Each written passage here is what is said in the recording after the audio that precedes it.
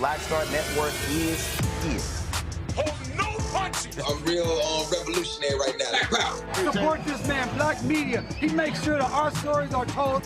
Thank you for being the voice of Black America, Roland. Stay black. I love y'all. All momentum we have now, We have to keep this going. The video looks phenomenal. See, there's a difference between Black Star Network and Black-owned media and something like CNN. You can't be Black-owned media and be scared. It's time to be smart. Bring your eyeballs home. You dig?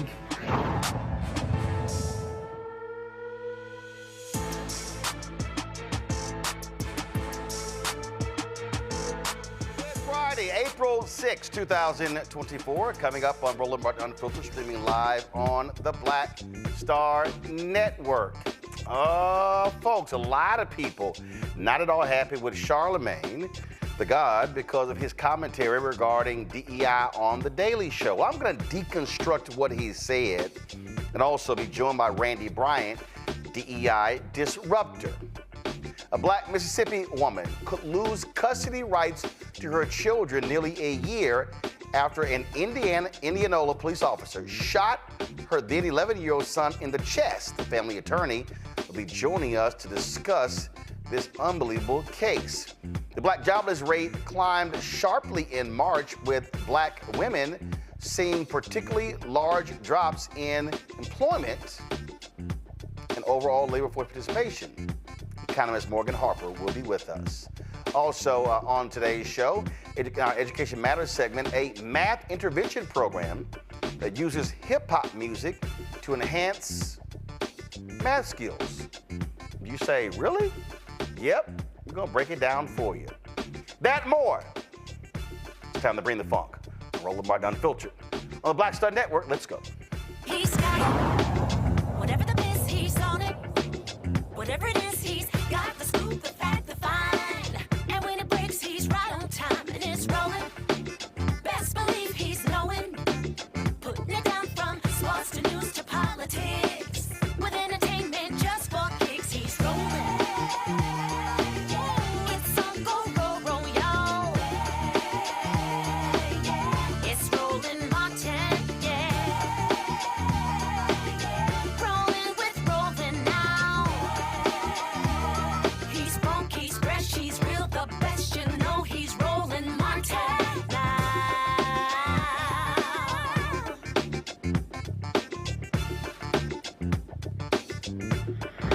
Martin. Folks, May 20th of last year, Nakayla Murry's life changed drastically when an Indianola police officer, Greg Capers, shot him in the chest. At the time, he was 11 years old. The officer was responding to a domestic disturbance call. Now, it was bad enough that Capers did not face any charges related to the shooting, but guess what?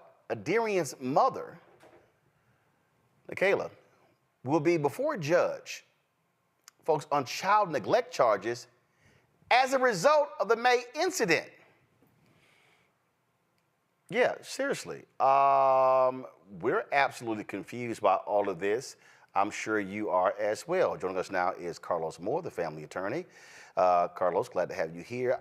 So I'm confused. How is the mother facing neglect charges when there was a disturbance and the cops were called and her son gets shot? How was she neglecting? Roland, I'm just as confused as you are. I've been practicing law for 22 years. I've never seen such absurdity in my entire career. I mean, she is a perfect, outstanding mother. She has been raising these kids as a single mom for all these years with no problems, and now because a reckless cop shot her son, she risks losing her children. And so we're going to fight vehemently in court on April the 17th for her to retain custody. But it makes no sense. We believe it's retribution for her filing the lawsuit, the multi-million-dollar lawsuit against the city of Indianola and the officer. It's just harassment. So I'm looking at this here. Go, guys, pull it up. It says on count one that on or about May 20th, 2023, in the county, per reporter, a child, Nakayla Murry, got hurt because of the domestic violence between the mother, Nakayla Murry, and her boyfriend, John Nolden. On Saturday, May 20, 2023, John jumped on Nakayla. Nakayla called her family member and they called the police. The police went over to the home. Somebody came running out of the home and the police shot. The reporter was unsure if the police thought it was John. The reporter stated that this was a result of the mother and boyfriend domestic violence that had been happening for years. John assaults the mother in front of the kids. The reporter wanted someone to check on the children because something worse can happen next time. Okay, I'm still utterly confused by here. So they are blaming Nakayla for being beaten? That's what it sounds like, and she was not even beaten on May 20th. She let the ex-boyfriend, the father of her daughter, in, and he was becoming more and more irate, and she knows how he gets when he's fully angry. So before he could get fully angry, she threw the phone, or passed the phone to her son and told him to call the police, thinking that that would be protecting the family instead of escalating the situation. She had no idea the police would come in and shoot her child in the chest.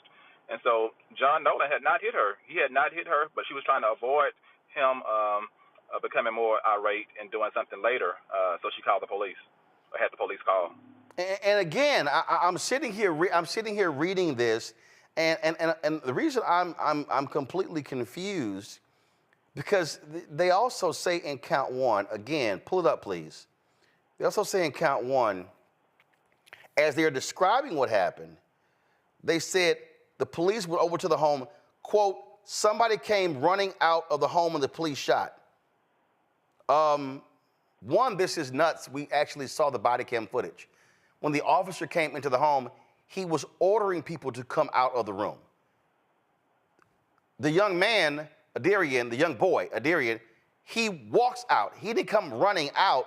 This officer reflexively fired the shot at him. We actually saw it. So who's actually saying they just came running out and the cop thought it was John? I believe it's a nosy neighbor that does not know what he or she is talking about. They were not there, and clearly they did not see the boyfriend or ex-boyfriend beating Miss Murray, so that's a lie. And so I don't know why we would have a case based on somebody's allegations that was not there, who was not an eyewitness. And so was this report, it says here it was Sunflower County, and the prosecuting attorney is Gwendolyn Jemison. So is this who's pursuing this? I'm just trying to understand what's going on here. Yes, Gwendolyn Jemison is the county attorney. She is the youth court prosecutor, and she is the one that is will prosecute this case and is pushing it. And so I believe she needs to turn back. She needs to think carefully about what she is doing and pursuing, because this is unjust. This lady has suffered enough, and she does not need to add insult to injury. Yeah, she's a county prosecuting attorney. We're on the website, and that's her photo right there, because on the website there's no photo. In fact, her photo is the only one that's not there. So it's sort of like how you got everybody else, but you don't have her. So so is she the one pursuing? So, like, whose decision is it to pursue this? I understand from my client that Child Protective Services told her that no case would be open, and then they called her back shortly thereafter, a few weeks, and said it would be open, but they were not pushing it. They interviewed everybody and saw that she was a fit mother, so we don't know if it's the prosecutor pushing it or whoever this alleged reporter or accuser is, if they are pushing it or what, but we're going to get down to the bottom of it, and we expect her to remain the mother and to continue to have custody of her children. We did reach out to Gwendolyn Jemison. She did not respond to us. So does she have a boss, or is she the decider as to who to pursue these cases? She is an elected county prosecutor, so the citizens are her bosses, and so they could vote her out of office if they're not pleased with her actions. All right, call us more. We appreciate it, bro. Thanks a lot. Thanks, Roland. I want to bring in my panel right now to try to make sense of this. Michael Imhotep hosts African History Network show out of Detroit. Matt Manning, civil rights attorney out of Corpus Christi. Kelly Bethea, communication strategist out of D.C. Matt, what the hell? Yeah, this is really stupid. This is a prosecutor using her power the wrong way. One thing I wanted to break down for the viewers very quickly, the law in Mississippi is apparently the same as here in Texas. And to take away somebody's parental rights, the judge has to be shown or has to find by clear and convincing evidence that it's in, quote, the best interest of the child. The reason I tell you that is termination of parental rights is one of the civil actions, so meaning not criminal, where at least in Texas, you're entitled to the appointment of a lawyer. So these are very serious cases, obviously trying to take a child away from their parents, and even more than that, trying to take away the parent's right to be the child's parent legally. So that means that their relationship is legally severed. I tell you all of that to say, what I see very often with CPS cases, which is the same thing we call it here, a lot of times the prosecutors are motivated by the same political things that motivate, sometimes criminal indictments and sometimes just seeking justice against people in a high-profile situation. And here, this is absurd. The idea that there's nothing tying the mother and the mother's alleged neglect in this situation to her son is stupid, especially because what they usually do in these cases is they investigate whether the claims by the reporter are actually true. And it sounds like Attorney Moore was saying whomever reported this got the date wrong, got the information wrong, so the grounds on which the judge could terminate her rights, it doesn't sound like there's an evidentiary basis. But the biggest part of this is that clear and convincing evidence sits between what you need to prove a car wreck and what you need to prove somebody guilty of a criminal offense. It's a very high burden. And for them to even bring this case makes no sense, because normally what CPS does is they'll do what's called a safety plan. They'll institute a safety plan to make sure the child is safe, that the parents are taking whatever remedial actions they think are appropriate. They don't jump all the way to trying to take a child away from a parent whom they've had no prior contact with. And what I thought he said was especially important in this case is CPS is the agency that determines whether the child is safe or unsafe, right? But the prosecutor is the one to whom they bring the evidence. So generally, if CPS is saying, we don't think there's a case here, the prosecutors don't go forward with the case. So it makes me wonder whether this prosecutor has some reason to be advancing a case that the agency itself doesn't think should be advanced, because that's not normally what you see. But the bigger issue is this woman's child was shot, and the whole world now knows her son was shot. It doesn't make any sense to try to then, die on this hill where you take away her parental rights, which are among the most important rights you get as a person legally, right? The right to legally have a relationship with and parent your child. So I don't know how she thinks she's advancing any cause of justice with this. And I would hope that someone in her office counsels her to let this case go. I'm just sitting here, Kelly, absolutely confused in how you can read this count and they blame the mother, saying the mother is putting the child in harm's way because of the actions of this man. I mean, we know the reality, the history of domestic violence. We know women that have stayed with boyfriends or spouses who have been the victims of domestic violence. So you blame her, not him? Yeah, I mean, I wouldn't blame anybody in this situation per se, except the cop that shot the 11-year-old boy, because the cop is the one who presented the danger. As if I recall correctly, based off of what I just heard from the counselor, as well as what I've read, she was being proactive in calling the police to protect her child from this man who had yet to do anything, but because he had a history of it, she was being proactive in ensuring the safety of her child. And the person whose job is to also ensure the safety of citizens actually endangered the safety of that child. In fact, he jeopardized it by shooting the 11-year-old boy. So that in and of itself is bad policy on behalf of the prosecuting attorney, because it sets bad precedent. What does it say about the office that they are going to try and strip away the parental rights of a woman who, by all accounts, was doing what she was told is what she was supposed to be doing in situations like this? You call the cops before things get out of hand. You follow commands. You abide by what's happening. By all accounts, the family did that, yet and still, this little boy almost died because of an extension of the attorney's office being law enforcement. So it's more aggravating than it is confusing, because it just seems like a bad policy precedent to accuse and basically demonize the mother for something that a police officer did. Michael, I mean, I'm sitting here like flabbergasted at this in terms of what happened here. And I'm just sitting here going, okay, so this makes no sense. And I still go back to the shooting. I don't know how in the hell nothing happened with this officer. We saw it. He is ordering people out of the room, and the moment he sees this boy, boom. Right. I still don't know how this guy does not, just doesn't get, not even if he doesn't get prosecuted. I wouldn't want that cop with a gun with what happened there. Well, first of all, this was a crazy case, and we've talked to Attorney Carlos Moore a number of times on this case. So thanks to him for coming back on. Thanks to you, Roland, for continuing to shine a light on this case.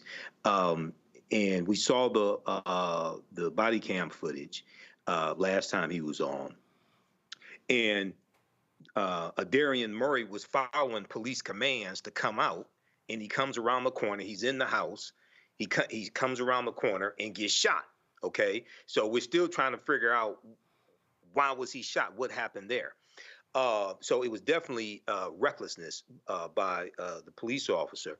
But now to file a lawsuit claiming that the mother put the son in harm's way, and the petition says the witness, this unnamed witness, who says that the boyfriend, the former boyfriend, because they're not in a relationship now, the former boyfriend have been beating her for years.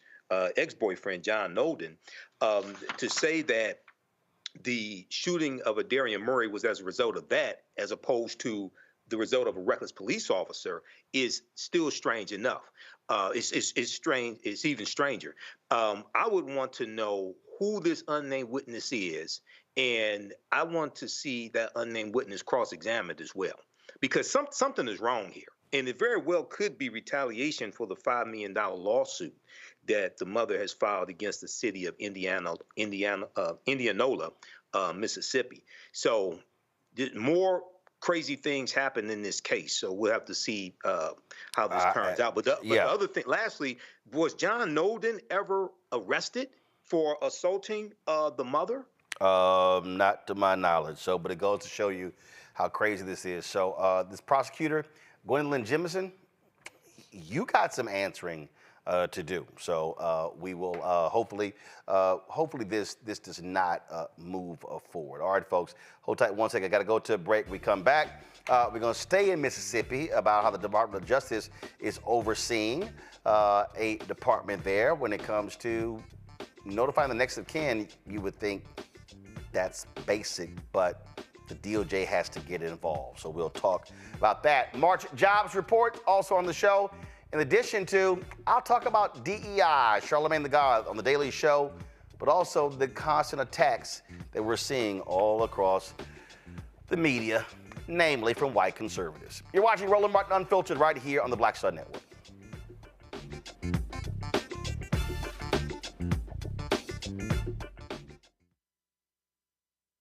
Fanbase is pioneering a new era of social media for the creator economy. This next generation social media app with over 600,000 users is raising $17 million, and now is your chance to invest. For details on how to invest, visit startengine.com/fanbase or scan the QR code. Another way we're giving you the freedom to be you without limits. As bad as Trump was, his economy was worse, and Black America felt it the most. He cut health insurance while giving tax breaks to the wealthy and big business. He stoked racial violence, attacked voting rights, and if reelected, vowed to be a dictator and, quote, get revenge. We can't go back.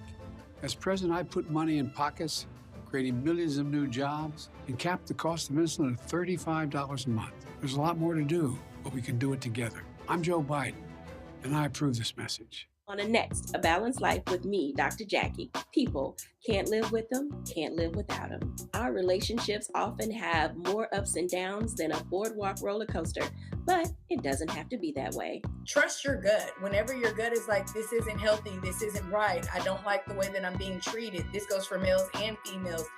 Trust your gut, and then whenever that gut feeling comes, have a conversation. Knowing how to grow or when to go, a step-by-step guide on a Next, A Balanced Life on Black Star Network.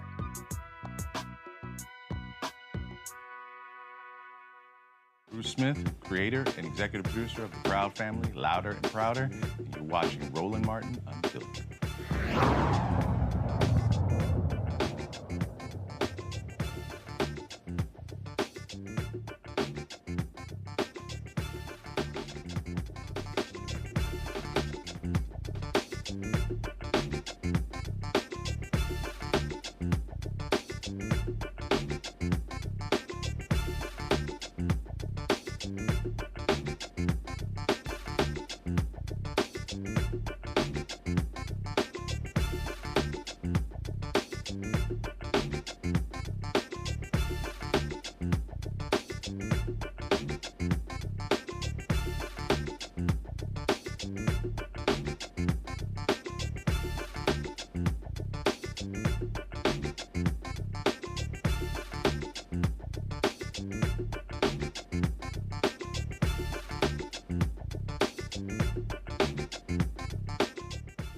Near Mississippi's capital were buried in a pauper cemetery without their relatives' knowledge. The U.S. Department of Justice will help the city's police revamp policies for performing next of kin death notifications, which is sort of crazy. The DOJ found lack of timely next of kin death notifications resulted in deceased individuals receiving paupers burials in unmarked graves in Hinds County. That's where Jackson, Mississippi is. The Civil Rights Division of the U.S. Department of Justice and the U.S. Attorney's Office for the Southern District of Mississippi will provide technical assistance to examine JPD's, Jackson Police Department's, General Order on Missing Persons, as well as the new General Order on Death Notifications, and then recommend implementation and training for the Hinds County Coroner's Office. They will receive recommendations on policies and training for locating next of kin.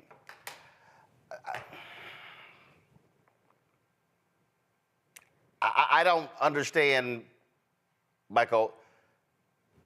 You need the federal government to come from D.C. to say, here's how you notify that the loved one has passed away.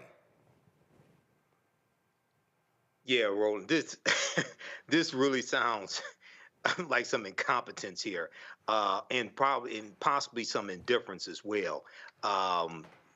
This is the first I've heard of something like this. Usually with a job like this, just training. You know, I used to work in a job where we did work with the coroner's office here in the county of Wayne, which is the county that Detroit is in. And there's the medical examiner's office. So there's training that you go through with those various jobs, even if you're on the truck that goes out and picks up the dead bodies. There's training that you go through, and there's a process that you go through in notifying the next of kin, okay? So you learn that. Basically, anybody knows that if they worked at a medical examiner's office. So for the U.S. Department of Justice to have to come in and teach these people how to notify the next of kin is really strange. But there's an irony also here, because these former Confederate states always are against the federal government coming in and intervening in their affairs. And now their incompetence is being exposed, and the federal government has to come in and intervene in your affairs. So hopefully this malfeasance will be corrected. But this is some more nonsense coming out of Mississippi. I mean, Kelly, really? I mean, if I'm the mayor of Jackson, Chokwe Lumumba, I'm cussing everybody out with the police department, saying y'all embarrassing the hell out of me by having to call in DOJ because y'all Simple Simons don't know how to actually track down the damn next of kin. I mean, I would be really surprised if he hadn't already cussed these people out. He gives me that vibe of, letting everybody know exactly what's on his mind. But nevertheless, I cannot recall a time where, by and large, Mayor of Jackson notwithstanding, that the powers that be in Mississippi gave a damn about Black bodies, living or dead. So seeing something like this, reading about something like this is not all that shocking and surprising to me. If anything, it's just furthering the disappointment I have in the government of Mississippi and Mississippi as a state as a whole. It is unfortunate that, they cannot, undig their heads from, prior to 1865 and realize that Black people are citizens, whole citizens, and that we matter, and that we have families who care about the loved ones who have passed away. Certainly, we would want to know when they pass away and where they are buried. And clearly that's not the case with the people who need federal support in learning how to do that. I just don't. I have no words, Matt. Well, my fellow panelist had the best words, but I'll tell you, Michael, this is indifference. This is not incompetence. Seems like a pretty simple thing to be able to do, and most government agencies have some mechanism for doing this. I think the positive part of this, though, is even though it's not DOJ's purview to do it, I think it's very smart for the Civil Rights Division to come in and to provide this information and to basically get the political benefit of saying, well, you guys are either not doing this or are inept at a point where you can't do this basic function. So we're going to show you how to do it and implement the best practices. And I don't say that to be cynical. I say it to say that's what we should hope for, is that some government agency steps in where they see a lapse in service and they provide services to the people that need it. But this, I think, shows indifference because most government agencies have a way to do this, to track this down. And, they give a pauper's funeral when they really cannot find the person. But I suspect basic efforts would allow them to do that here. So I'm glad somebody is doing it to give these families some semblance of dignity when they lose someone. And I'm going to keep reminding people who somehow forget this. There is a stark contrast between the Biden-Harris Department of Justice and the Trump-Pence Department of Justice. Right. Under Trump and Pence, first Jeff Sessions and Bill Barr made it clear that they felt that there was too much federal intervention in local police departments because that was hurting the morale of the police officers. They literally said that. They didn't want patterns and practices investigations. Under Trump-Pence, there was one patterns and practices investigation of local police departments. There's almost a dozen under the Biden-Harris Department of Justice. Now, I think Attorney General Merrick Garland has been slow as hell, obviously on the prosecution of Donald Trump when it came to these January 6 rioters, things along those lines. But I dare say that this, and y'all have heard me say it before, this Civil Rights Division led by Kristen Clark, formerly head of the Lawyers Committee for Civil Rights Under Law, is the most aggressive Civil Rights Division in the Department of Justice since Robert F. Kennedy was there and they were dealing with Klansmen and the attacks on African Americans during the Black Freedom Movement. And so folk need to understand that when you are making your decision as to who you vote for, this is a part of it because the president picks the attorney general.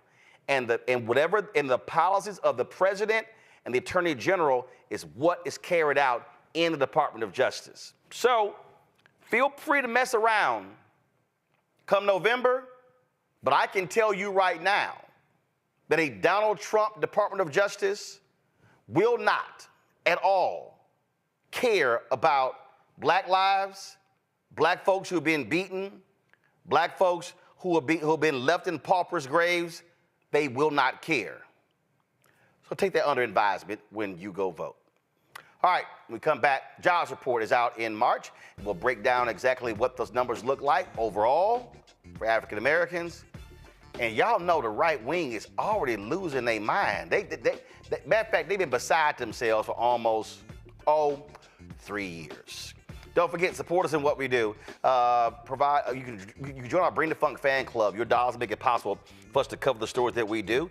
So please support us. Allows for us to also with our staff and everything that involves with doing this show, but not just this show, the network, of course, Roger Muhammad's Daily Show. We've got weekly shows from Deborah Owens, Jackie Hood Martin, Stephanie Humphrey, we got Dee Barnes, Dr. Greg Carr, plus, of course, Rollin' with Rollin', our long-form interview show as well. And so your resources go a long way to making all of that happen. Send your check and money order to P.O. Box 57196, Washington, D.C. 20037-0196. Cash App, $RM Unfiltered, PayPal, R Martin Unfiltered. Venmo is RM Unfiltered. Zelle, rollin@rollinsmartin.com, rollin@rollinmartinunfiltered.com. And don't forget to get the Black Star Network app, Apple phone, Android phone, Apple TV, Android TV, Roku, Amazon Fire TV, Xbox One, Samsung Smart TV. Back in a moment. Terry and I, we couldn't play in the white clubs in Minnesota. It felt like such a, strength through adversity type moment that I think Black people just have to go through. We have to figure it out. Right. We make lemons out of lemonade. But there's a reason we rented a ballroom, did our own show, promoted it, got like 1,500 people to come out. Clubs were sitting empty. They were like, "Where's everybody at?" And they said, "They're down watching the band you wouldn't hire." So it taught us not only that we had the talent of musicians, but we also had have the talent of entrepreneurship. Mm-hmm. It wasn't like a seat at the table. It's like, no, let's build the table. That's right. We got to build the table. And, that's right. And that was the thing. And of course, after that, we got all kinds of offers. Of course. Right, to come play in the clubs. But we didn't do it. You like, no, we good. No, we're good. We're good. And that's what put us on a path of national. And of course, when Prince made it, then it was like, okay, we see it can be done.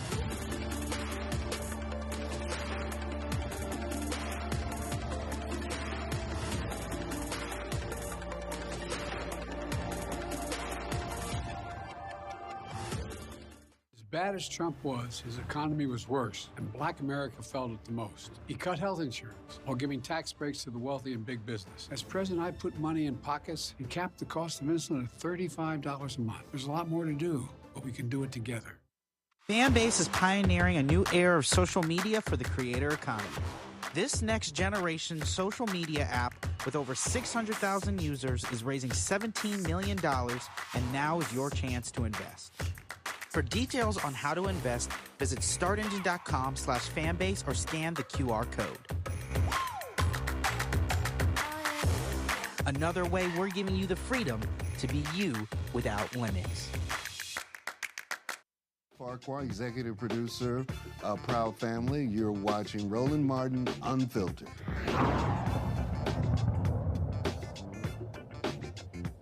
All right, folks, welcome back to Roland Martin Unfiltered.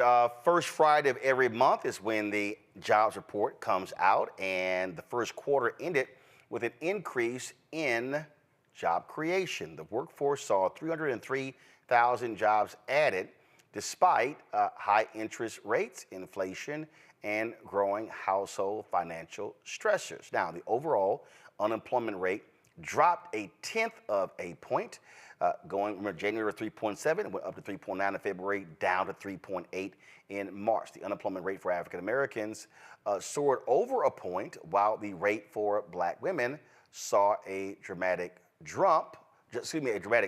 But so you see, January was 4.8 for Black women. In February, it dropped to 4.4, and it went up to 5.6 in March. Now, when it comes to Black men, this is what the rate looks like.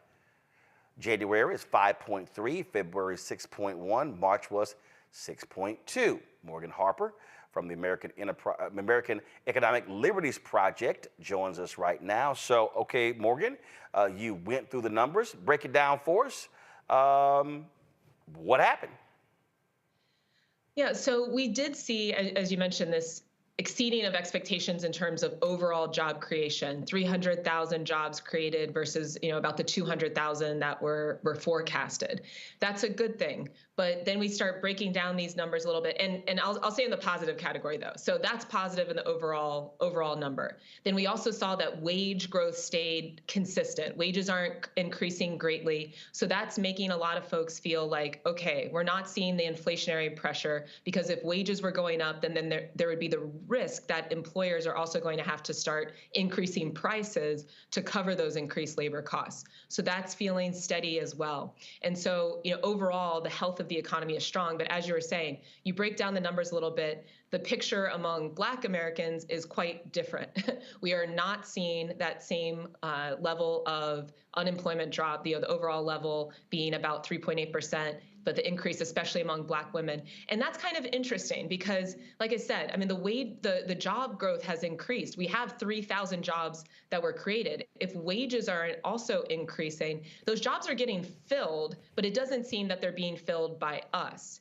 And, it's hard to conclude anything too much from just 1 month to 1 month in comparison. We have to continue to monitor this, but it is not a good sign if the rest of the country, white, Hispanic, Asian, is going in the direction of having higher employment rate and labor force participation, and we're actually seeing increase in unemployment and people just dropping out of the labor force altogether, which for this month was the trend among both Black women and Black men. And so going through the report, where did we see the most job growth in terms of sectors? So we're seeing that this job growth was being fueled by leisure and hospitality, government, and the healthcare sector. And that's what's also interesting. I mean, I don't know what you think, Roland, but I would have expected that those would be sectors where we would see more employment within our community. And so, again, I mean, it's just 1 month. Sometimes the job growth numbers, even that overall number of 300,000, is adjusted based on what the report says. In this day, next month they might have to forecast that down a little bit. But that is a little bit surprising to me, and I haven't seen anything with someone that has a very compelling explanation of what's going on there. But with those sectors driving a lot of this growth versus like professional services, for example, that is not seeing growth. That was seeing just very, very small increase. But having the hospitality, leisure, having government and healthcare all being the drivers of this job growth, and we're still seeing Black unemployment going up, is problematic. One of the things that I saw there was some conservative who was whining. He was like, 0 manufacturing jobs were created in March.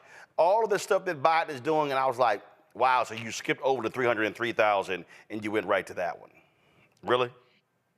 Yeah, and in the top line number, of course, that's quite relevant here, especially when we're looking at the outcomes from this administration, is that there have been over 15 million jobs created. Let's not forget that in the depths of 2020, we saw that there was, in 2020, when there was a different administration at the helm, over 16% levels of Black unemployment. And so, that's a bit disingenuous. Just because we're not seeing growth in that sector compared to last month isn't some kind of indictment of the overall economic strategy here. But again, we do need to continue to watch not only the discrepancies with Black workers versus the rest of the country, but also some topics we've discussed before, the amount of debt that people are taking on, record levels of credit card debt, that also, small businesses that are maybe taking on debt, auto loans. These are all sectors that are starting to see higher levels of charge-offs, delinquencies, and could be a source of instability in the economy if the trends were to continue. But here's the thing that always cracks me up, and this is one of those quirks about our economy, is when folks go, ooh, Americans are buying stuff. Consumer confidence is soaring. They're using credit cards. But when they start saving money, people are saving money. That's bad for the economy. I think people have to understand that literally the psychosis of the American economy is spend, spend, spend, spend, spend. Do not save and invest. It's all it trips me out all the time. When you listen to these financial networks and you listen to these folks talk about the economy, they really freak out when people save their money and don't spend it all.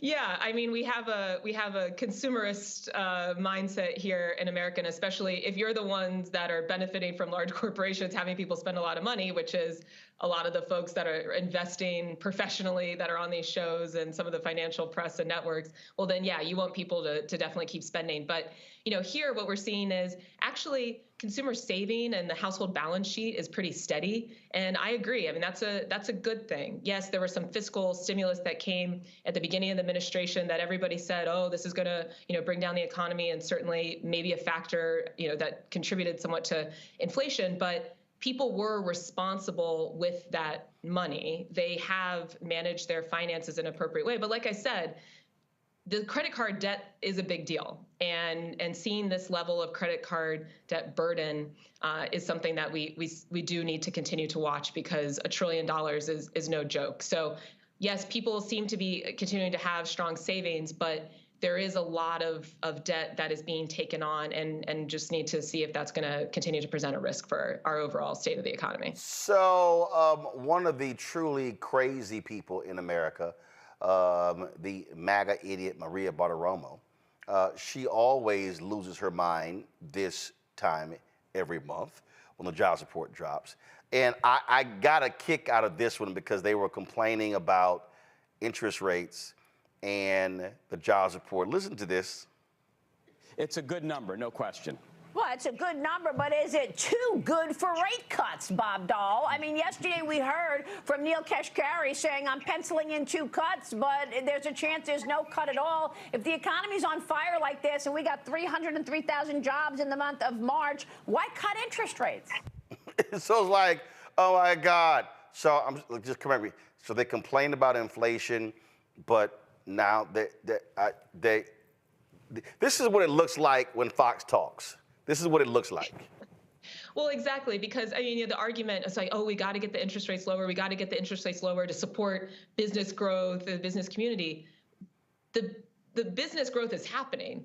People are getting loans. We have people from banks, large banks, that are saying that they are giving resources to entrepreneurs because they feel strong about the economy. The titans of industry no longer think that a recession is around the corner. And so this idea that, oh, if only interest rates would become lower, then what? The stock market would have its second biggest record, biggest day on record. I mean, I don't know. Yeah, what is the indicator left that you're ready to see improve? It's a strong economy. Now, prices are continuing to be a bit high. I mean, there is still an inflationary environment that we're in, but it is nowhere near where it was in the depths of the pandemic. And I do think that, and we've talked about it. I mean, we need to continue to watch some of these other indicators just of the debt. As someone who previously worked at the Consumer Financial Protection Bureau, that's an area that I'm always very focused on. But from every traditional indicator, especially that the business community is worried about, the economy's booming, and there's really no source of complaints, except for if you're on Fox News and you got to find something to hate on, I suppose. Last question before I go to my panel, and that is when we're looking at this report, we're talking about the economy, and when you talk about those prices, these corporations are still jacking prices up. One of the things that one of the critics say, well, these are simply jobs that were just gonna get replaced because of the pandemic. But that's not true. So they're saying that in response. Well, no, they're saying you can't credit Biden, Harris, you can't credit anybody else because these are just jobs that were that were just going to come back regardless after the pandemic when people got laid off. Now, and that's just true. Yeah. I mean, even adjusting for the job loss that happened during the pandemic, we are seeing increased rates of job creation compared to pre-pandemic times. So, those folks really need to pay attention to the data. And overall, I mean, we're not just talking about, today we're talking about the jobs report, but there are a lot of other things that are being done to also address inflation that will take a little bit of time to come to fruition. Example, I don't know if you all have already discussed, that NAR settlement that happened, the National Association of Realtors, and just like brokers' fees and all of that. Mm-hmm. That's an area that now we know the Department of Justice is looking into, about how much money people might have been losing in just the selling of a home, and especially if you're if you're in the business of flipping homes, or if you have multiple properties, like that can add up, right, over the course of your life in terms of how many fees you're paying. To have the Department of Justice saying that they filed a statement of interest, and there was just a ruling today that they're going to be able to perhaps continue to investigate that, building off of what happened in that plaintiff's case, that's a big deal. That we have the Federal Trade Commission that's looking into how hotels are maybe using these algorithms to raise prices, and that every time you go on a trip or have to, travel somewhere to explore some other business opportunity, regardless, what you're up to, that could be increasing your prices. So we've seen already the efforts over the past couple of years to bring prices down are effective. How do we know inflation's down to just about, between 2.5, 4% based on, different estimates, which isn't exactly at the 2% that's the goal, as the Fed has stated, but there's more work to be done. But some of it isn't entirely in our control if some of these big corporations that have a lot of market power just want to do whatever they can to disgorge as much income as possible from Americans. Questions. Kelly, you first. Sure. So I understand regarding these numbers, they're really a reflection of the month before. And I also understand that there has been an increase of discussion regarding DEI within the last month. So it might not be that much of a correlation, but I am curious what you think about the possible correlation between the discrepancy of increase of jobs amongst Black people and the talk about removing DEI policies from corporations and the like. That's interesting. I mean, I think that's a valid point to bring up. To me, though, I would imagine a lot of the types of businesses that tend to care more about DEI and have that in part of their hiring practices are in the professional services sector, which is one of the areas where we said the growth there has been a little bit more stagnant, so isn't likely driving the numbers that we're seeing today. Seeing some of the growth that it's more in hospitality, leisure, in education, and healthcare, and government. I wouldn't expect those sectors as much to be beholden to, or not beholden, but embracing some of the hiring practices that are more focused on diversity and inclusion. But who knows? I mean, that's a fair question. And look, I mean, based on the discrepancy between the unemployment rate of Black Americans and every other group that is being recorded, if this trend continues, then this seems like the type of thing that should garner special attention, that you should be looking a little bit further under the hood and tracking some of the employment practices, because the jobs are there, the jobs are being created. If Black people aren't getting them, then that should be a top priority for the government to figure out what's going on. Matt? Yeah, so thanks for breaking this down, Morgan. I have two questions for you, and they may be kind of rudimentary, but I need to know the relationship between a couple things. So I saw in the report that the average wage, I think, has gone up to $34 and some odd cents. What is the correlation between that and the Fed's approach to interest rates and trying to tamp down inflation, just so people understand how does the average wage correlate to that, if it does at all? And secondly, how does the Fed or any really government agency take into consideration that average wage is likely heavily skewed by incredibly high wage earners, who may be in tech or other sectors, as compared to a larger part of the populace? How does that factor into the Fed's approach to keeping our economy on track? Yeah, well, I mean, I think an important point for all of us to keep in mind is it's not totally clear how the Fed makes decisions, right? I mean, they have their open meetings, they share some of their thoughts, but it's not exactly a fully transparent process.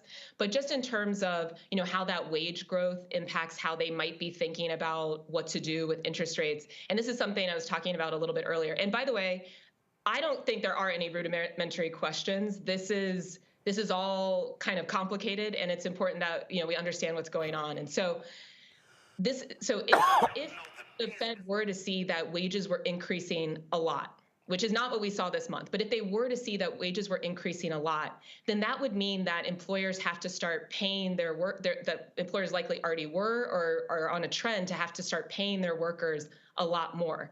And if that's the case, then their operating costs overall of running their business would be increasing, which might lead them to increase prices as well, which could be then that is one of the, when we talk about inflation, we're talking about increased prices. So that could be driving a trend of prices continuing to go up and maybe an increase in the inflation rate. But since we're not seeing that, wage growth has stayed pretty stagnant. But jobs are still being created. That suggests that there are enough workers to go around that are filling these positions, that we don't have employers that are engaging in some kind of stiff competition and with having to increase wages even more to attract talent. Now, of course, we like earning more money. I like making more money. So a little competition is good, but we have seen a lot of wage growth over the past couple of years. And so this isn't saying that it's going down. It's just that it's more or less staying steady. And if that's all true, then we have an environment that is referred to as this equilibrium, where, okay, wages are staying pretty steady. They're going up, but not up too much. That jobs are still being created, that business is growing, we're seeing productivity increase in the economy. And those are the factors, that equilibrium, that we're probably going to be something that leads the Fed to think we're good. We're not in an excessively inflationary environment, and these interest rates can probably stay the same. They want to start changing interest rates when they feel like that's necessary to do, or if one of those things is getting out of balance and they want to start spurring more investment or spurring more business productivity. And right now it just doesn't seem like that's necessary. So a lot of people are saying it's more likely that they're just going to keep rates as they are, even though they have committed to decrease rates 3 times additionally this year. We'll see how that bears out. Michael. All right, Morgan. When we look at when we look at the labor force participation rate, we saw it increase to 62.7%, and we saw that people were both working and also looking for work in this March jobs report.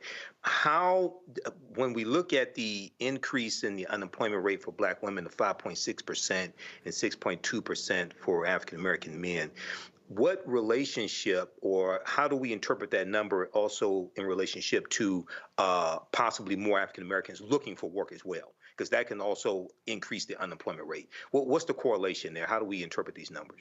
Yeah, I mean, this is the area that concerns me the most, because, when that number goes down of people that are employed or looking for work, like you noted, it does include people who are looking for work. So if we're seeing that number go down for both Black women and Black men, that means people are opting out of engaging in the economy.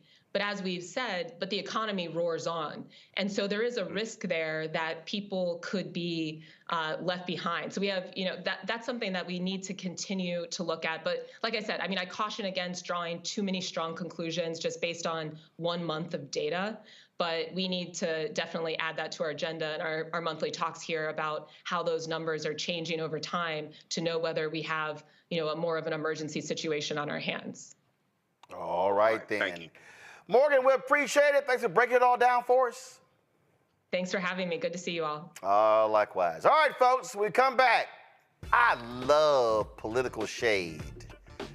And a couple of Democrats have an idea of naming something after Donald Trump. I think it's a fantastic idea. I'll tell you what it is when we come back. Roland Martin Unfiltered on the Black Star Network.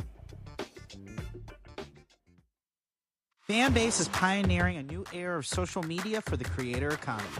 This next generation social media app with over 600,000 users is raising $17 million, and now is your chance to invest. For details on how to invest, visit startengine.com/fanbase or scan the QR code. Another way we're giving you the freedom to be you without limits. I'm Dee Barnes, and next on The Frequency, Beyonce has always been country. We're talking to music, pop culture, and politics writer Taylor Crumpton about her new article on Beyonce's new country songs and how country music has always been part of Black culture. Since the release of Texas Hold'em and 16 Carriages, there has been a definition of what Black country music is and a definition of what white country music is. White country music historically has always won the awards, have always got the certifications. Black country music has not. This is a conversation you don't want to miss. That's next on The Frequency on the Black Star Network.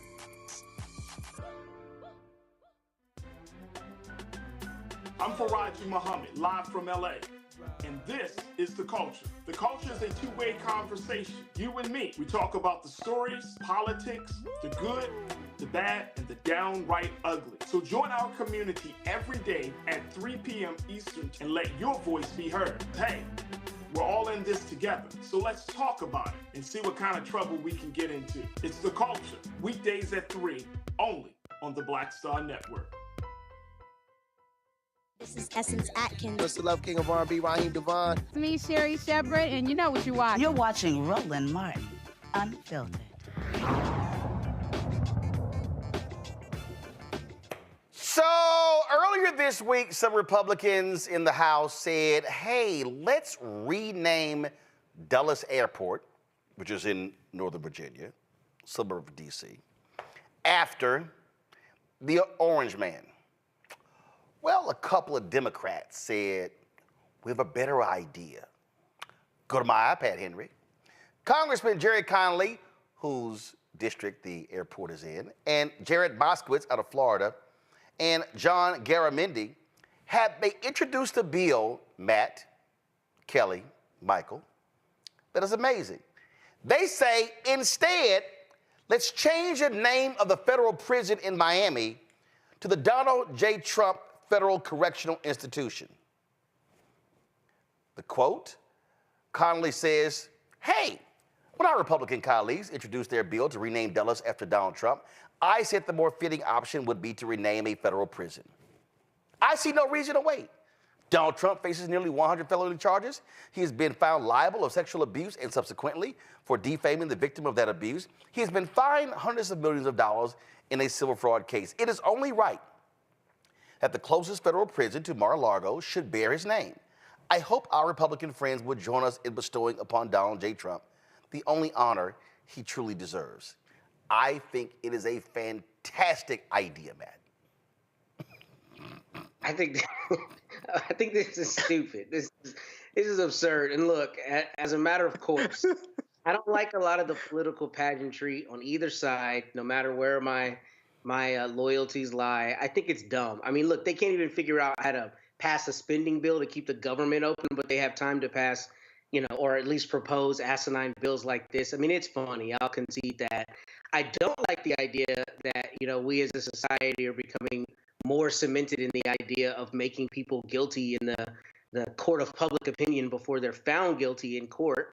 I think that will surely happen with Donald Trump, but he hasn't been found guilty yet. So, I get it. But I do think that it's funny. But I also don't like when politicians waste our resources on this kind of thing because we have a lot of big issues that need to be tackled. And I don't think they need to be passing bills purely for us to be talking about it on shows and laughing at the political shade. I mean, they got a lot more important things to do. Well, actually, they have a lot more important things to do, Michael, but they've only passed something like 30 bills the whole damn year. So Democrats are like, okay, you have a stupid idea, we got a better one.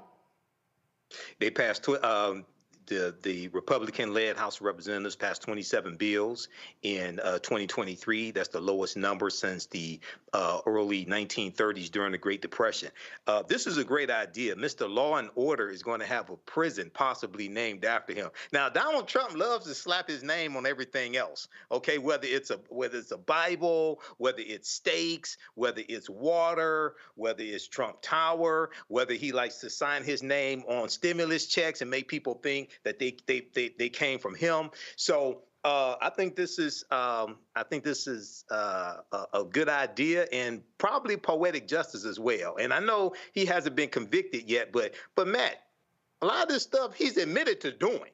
He admitted to taking the documents. He said he wants his documents back. He lied and said the Presidential Records Act of 1978 said he could take the documents and keep them. Okay? They were in his drawer. He didn't say he didn't take them. So a lot of this stuff, when you listen to him, a lot of this stuff he's admitted to doing. He's just too stupid to realize it. Name this after him. Maybe he'll go to this prison. I mean, obviously, Matt, go ahead. I'm sorry. I was going to say, Roland gets mad at us when we take the show over, so I don't want to get in trouble, but I will. No, go ahead. The show over. that case. That's the case that I thought imperils him the most, frankly, because, not only did he keep those documents, his team conferred with the government multiple times. And then there's evidence that, he colluded with somebody that he's charged with. I can't remember the gentleman's name to keep those documents away from the government. So I think that case really justice. has serious risk for him. And I've always thought that. So I don't think you're wrong. But I like the idea of innocent until proven guilty, because otherwise we will be on the losing end of that. And we have to preserve that as a principle of our legal system in America. I'm done, Roland. Yeah, but here's the whole deal. Here's the whole deal, Kelly. You don't have to be convicted of something to have it named after you. You don't. From my understanding, Dulles is named after somebody from the Eisenhower administration. It was one of the Dulles brothers. You have Allen Dulles and John Foster Dulles, of course, the brothers who, frankly, were responsible for overthrowing many governments. One controlled the CIA, one was Secretary of State. Right. So, and that's to my point. Like, we have plenty of landmarks and buildings named after people in American government that did absolutely atrocious things, whether they were convicted or not. So I don't see why this would be any different. I do agree with Matt that the legislation is dumb. I do think that we have more important things to discuss, but everybody needs a little bit of comic relief, even those who are in the government and frankly haven't been doing much by not passing bills. I digress on that. Even still, the point was made. Right. I would go a step further and say it shouldn't be something that Congress passes. I think they should slap his name on a for-profit prison for all, make some money, because he got to pay almost $500 million, or no, that got discounted to 100. Pay it. He still has to pay it. That's just a bond. Oh, he still has to pay it. Okay. I mean, he needs to make money somehow. The case. Yeah. He needs to make money somehow. I say put it on a for-profit prison, call it a day, and frankly, leave us alone. But my point being is that there are plenty of things that are named after people who did really grimy stuff, and their names are slapped on buildings all the time, every day. I don't see why Donald Trump would be any different. I think this would actually be appropriate. Well, have at it. Hey, bottom line is, he's an idiot, and yeah, they're just having fun with it, but it was an equally stupid idea to name the airport after him because he's absolutely out of his mind. All right, I gotta go to a break. We come back. So Charlamagne the God talked about DEI on the Daily Show, and man, people were all in their feelings, people were upset. So I'm gonna talk about that, but we're gonna also expand the conversation. We talk about DEI. I will unpack and deconstruct that next, right here on Roland Martin Unfiltered on the Black Star Network.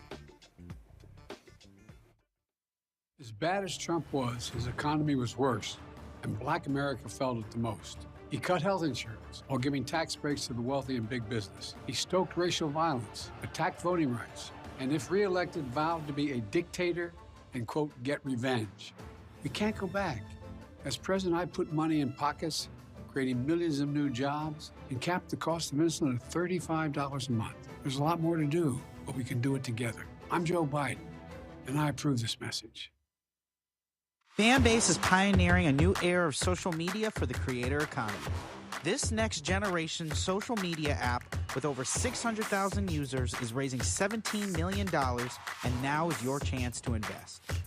For details on how to invest, visit startengine.com/fanbase or scan the QR code.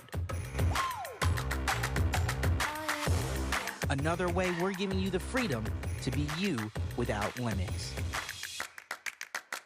I'm Deborah Owens, America's Wealth Coach. And on the next Get Wealthy, you'll meet Jandy Turner, who took her love of sports expanded her network, and created a thriving business. I settled on developing a golf event planning business, which in and of itself has been very viable for me. One of the things that I've learned from producing hundreds, if not thousands, of golf tournaments is that business gets done on the golf course. All on The Next Get Wealthy, only on Black Star Network.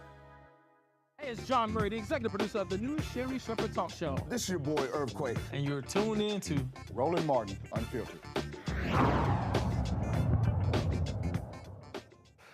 All right, so yesterday was crazy busy. I'm sitting there in the middle of a move to another house, and man, we were busy with April 4th, the 56th anniversary of the assassination of Dr. King.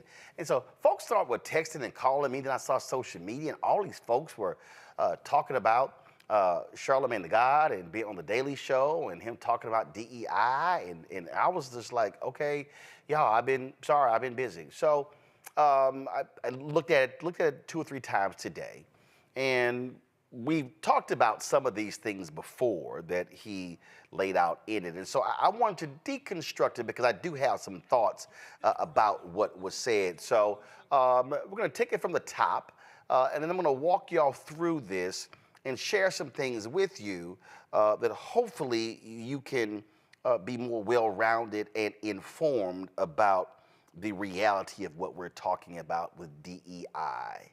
Go. Called Diversity, Equity, and Inclusion, or DEI. It means more fair hiring policies, new anti-discrimination rules for the workplace, and sensitivity training seminars. And the first thing it led to was a shitload of ads. Real progress on diversity and inclusion doesn't happen without real work. Say Celebrate Diversity into your X1 voice remote to discover curated content today. Every day, General Mills serves the world by making food people love. And inclusion is one of our secret ingredients. At Kraft Heinz, our purpose is to make life delicious. And we believe we can't achieve that without one essential ingredient: diversity. It's diversity that makes life delicious. We're on a 400-year-long journey, and scars don't fade. But neither does hope. Ask your doctor if black people are right for you. That's right. Nobody's buying Vaseline because of diversity. Come to think of it, I don't think I've ever actually bought Vaseline. It's just there. Like, it comes with the house, right? So that's how things stood in 2020, but that was like 15 years ago. Today, when people talk about DEI, it's more likely to sound like this. DEI is just a rebranded version of put on pause. Guys, put on pause right there. All right, so let's unpack this. Now, first and foremost, to understand DEI today, what you have to understand is, how did you even get to DEI? So, and remember, 1968, a report was done. It was commonly known as the Kerner Commission Report. And the report examined the cause of the riots in 1967. And what the result of that report, they concluded, they talked about a lot of issues, and they actually fought back and forth. What they said is there are 2 Americas. There were 1 white, 1 black. And one of the recommendations in the Kerner Commission report was that news media greatly contributed to the riot coverage, so therefore it needed to be diversified. So you then begin to see your first influx of African Americans in mainstream media. That really happened after the I'm talking about in significant numbers after 1968. So if you look at the early 70s, you really then begin to see your first programs dealing with affirmative action. Why? Well, remember, President Lyndon Baines Johnson used that phrase first when he was at Howard University. Then Richard Nixon is elected. One of Richard Nixon's focus was, in order to reach African Americans, let's tap into economics. So what Nixon did was, Nixon tapped Arthur Fletcher, and Arthur Fletcher many have called the father of affirmative action. Bob Brown who was a very close associate of Reverend Dr. Martin Luther King Jr., involved in Operation Breadbasket. Bob Brown had a significant portfolio and was advancing a number of these economic initiatives in the Nixon administration. The reason Earl Graves was able to actually launch Black Enterprise is because he had raised money but did not have enough money, and he was seeking a grant from the federal government. Bob Brown discussed this in his book. And the Nixon folks were trying to block that grant because Earl Graves had worked for Bobby Kennedy. And Bob Brown was like, the hell with that, give him the damn loan. That's how Earl Graves was able to get the loan to launch what we now know as Black Enterprise. And so in the 1970s, you begin to see your first wave of African Americans in corporate America. Now, if you were remember, Jackie Robinson was the first vice president of a major corporation in New York City. So you go into the 1970s, and so you now begin to see African Americans go into corporate America. And the problem is that many of these African Americans, the highest that they got was really vice president of community affairs. We call those the Negro jobs. Those were the jobs where basically their job was to work with the community, and they would show up at the events, and they would come with the big checks with the small numbers and all stuff like that. You had that. Now, Ellis Coles talked about that generation of African Americans in the 70s and 80s in this book. Let's pull it up. The Rage of a Privileged Class. This is the book, right? This is the book right here. Why are middle-class blacks angry? Why should America care? And he talked about the things that they went through because they were hitting that glass ceiling. It is a phenomenal book that you actually ought to read. Once you and so you get those affirmative action programs. Remember, you had black mayors. So you get affirmative action programs that were quite significant in Atlanta, Maynard Jackson, Coleman Young in Detroit, Gary Hatcher in Gary, Indiana. You had Stokes in Cleveland, Marion Barry in Washington, D.C., and other places. Then what happens in 1980? Reagan is elected. So now you go into the 80s. Then you have the Supreme Court decision that then began to limit affirmative action programs. Then you saw a shift from affirmative action into diversity. So what you saw in the 80s, 90s, and the 2000s, you begin to see these diversity officers, chief diversity officers. Then you shift from diversity or chief global diversity officer to DEI, diversity, equity, inclusion, because coming out of the Black Freedom Movement, the focus was on African Americans. Then Title IX hits in 1972, which was about women. And so, who is the greatest beneficiary of affirmative action? White women. So what is known today as DEI is simply the child of the initial affirmative action programs. But what they then did, they began to expand this to not just be for African Americans. It became African Americans, it became white women, it became Latinos, Asian Americans, Native Americans, it became gay, it became disabled, and then all of a sudden, the critics were like, well, why can't we have diversity of thought? So what was initially programs to target African Americans then began to expand, and so now that broad focus now began to get wide, and all kind of other folks were included. I remember I was speaking in a corporation, and somebody asked me about DEI programs, and I said, black people. They were like, that's it? I said, ethnics. I said, ethnic Americans. I said, I limited that. I wasn't trying to include everybody else because I was focused on exactly what programs were designed for. And so, George Floyd is murdered May 2020. I remember talking to somebody who was in the DEI space. At one point after the death of George Floyd, there were something like 100 open DEI jobs on LinkedIn. I mean, all of a sudden, the jobs opened up. And so you then begin to see corporations posting on Instagram, on Twitter, all these places talking about their support for diversity, equity, and inclusion. It was sort of like, really? Really? And so you begin to see that. Then you have these commitments of billions of dollars. Stories have been done on these corporations. The numbers have gone, I've seen numbers anywhere from 30 billion to 100 billion talking about supporting various initiatives all across the country. Let's pull it up. Come on. Here we go. Corporate America's $50 billion promise. That's one story. I've seen other stories where it's even higher. And everything was about DEI, diversity, equity, inclusion. Now, once you begin to unpack DEI, what you begin to realize that something like 75% of the people who had the DEI jobs were white folks. Yep. Weren't black folks. It was white folks. A lot of them women. Now, press play. Let's pick up where Charlamagne left off, and let me unpack the next part. DEI is just a rebranded version of hating white people. DEI, in this case, stands for divisive, erroneous, and insidious. DEI, which stands for didn't earn it. Discrimination, exclusion, and indoctrination. DEI. DEI stands for Dr. Dre, Eazy-E, and Ice Cube. Yeah. Y'all cheering out there, but do you want with attitude coming to your office? These right-wingers are crazy, right? Jesus. But here's the part where you all stop applauding everything I say. The truth about DEI is that although it's well-intentioned, it's mostly garbage, okay? It's kind of Freeze like right there. Freeze right there. Now,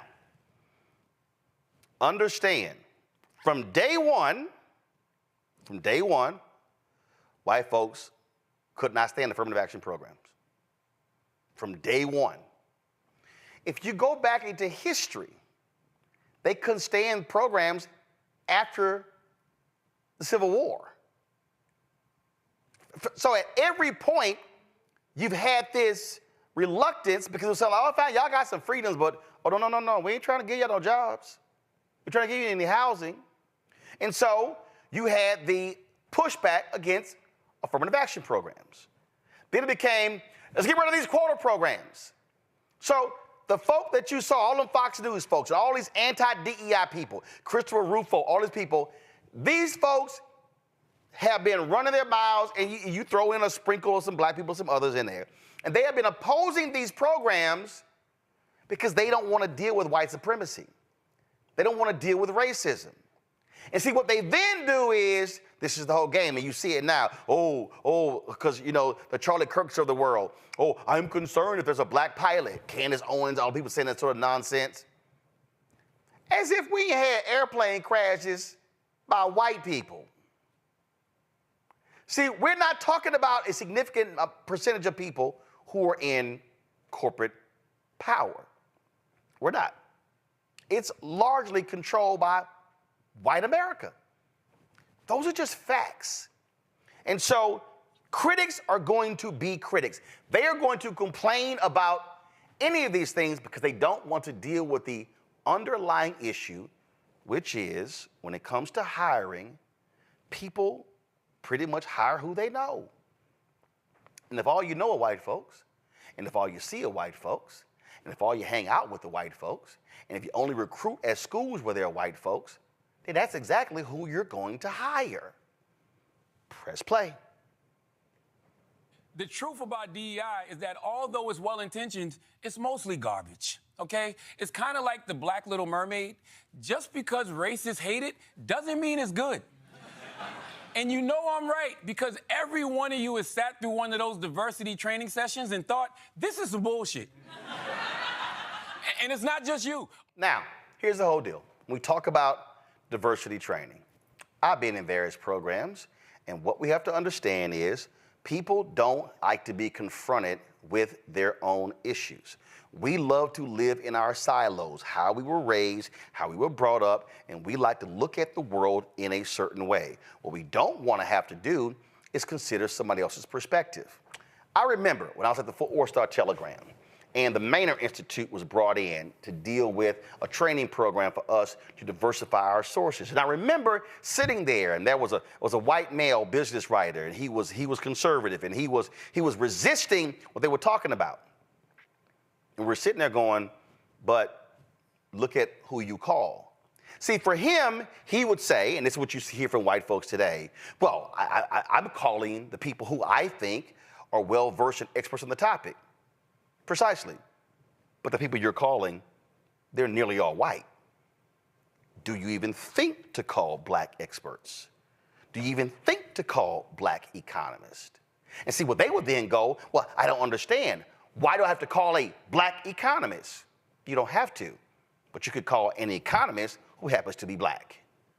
Because what we see when it comes to how we live and how we work is that that's what folks do.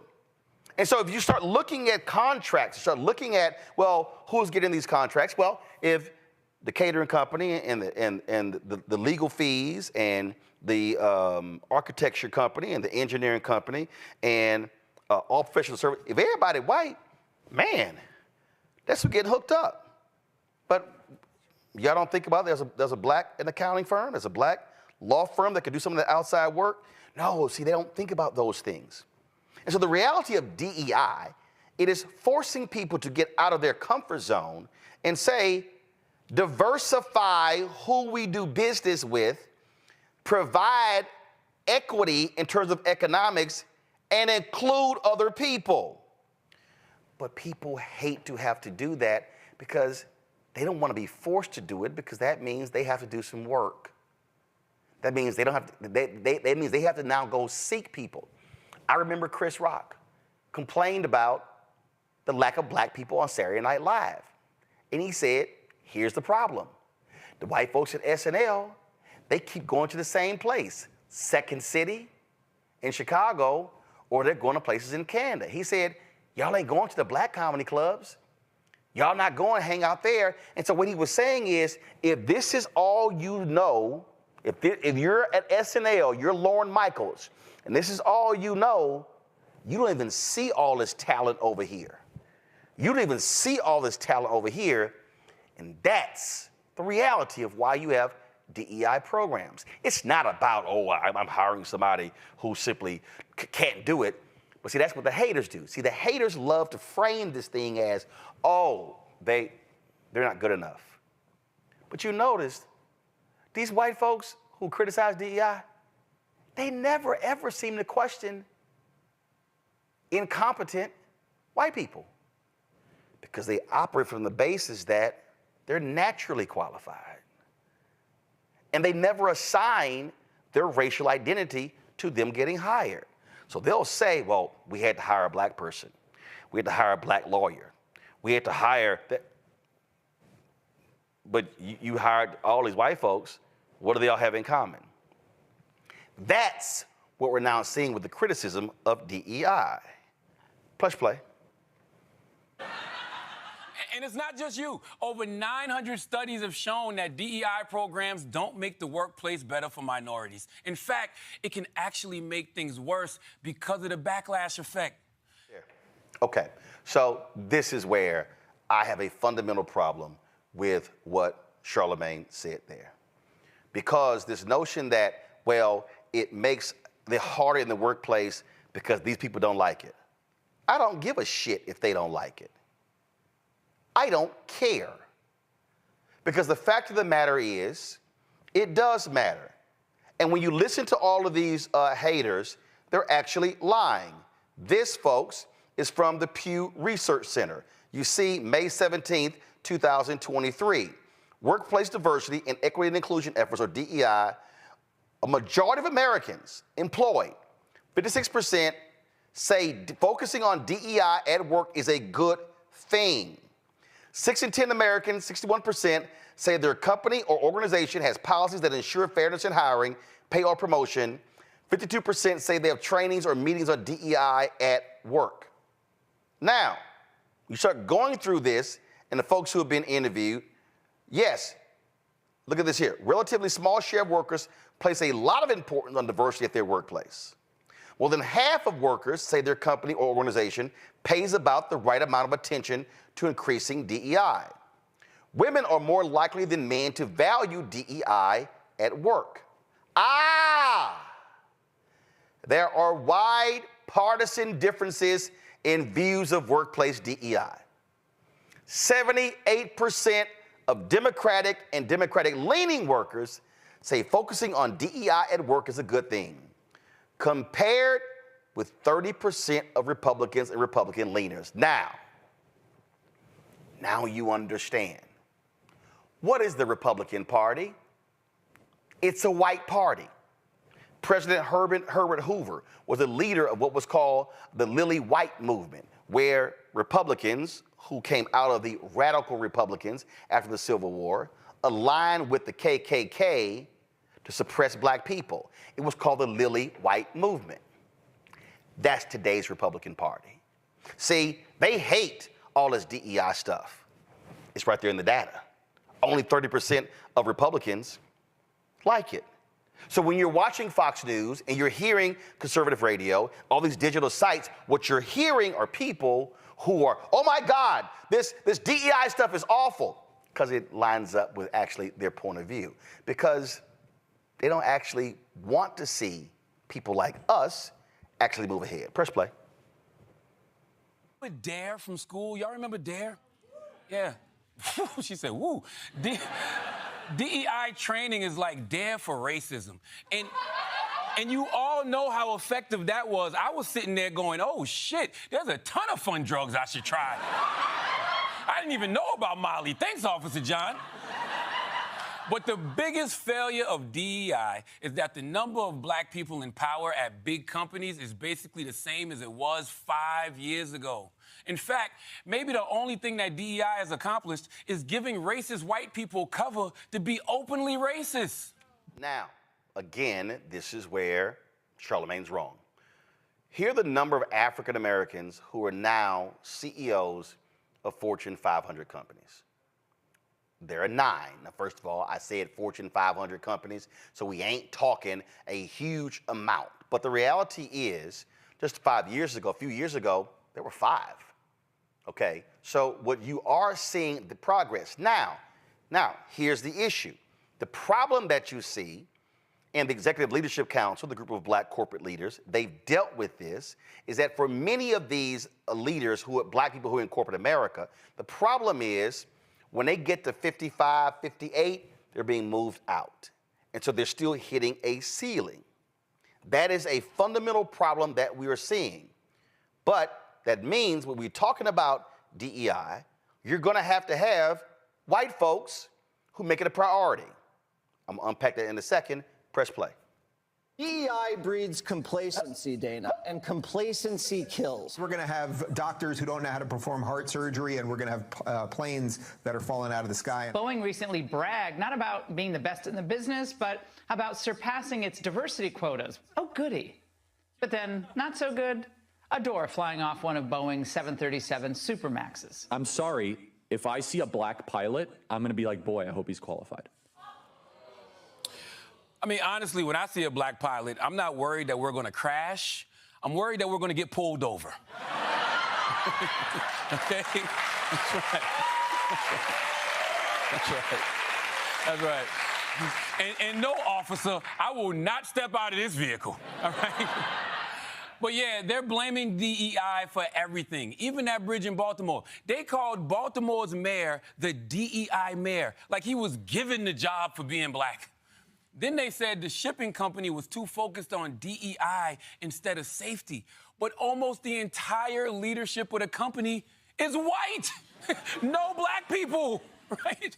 If anything, the Baltimore mayor, he should have been the one to make it racist. Just come out like, these crackers knocked down my bridge, okay? All right? And one of y'all crackers better pay for it, okay?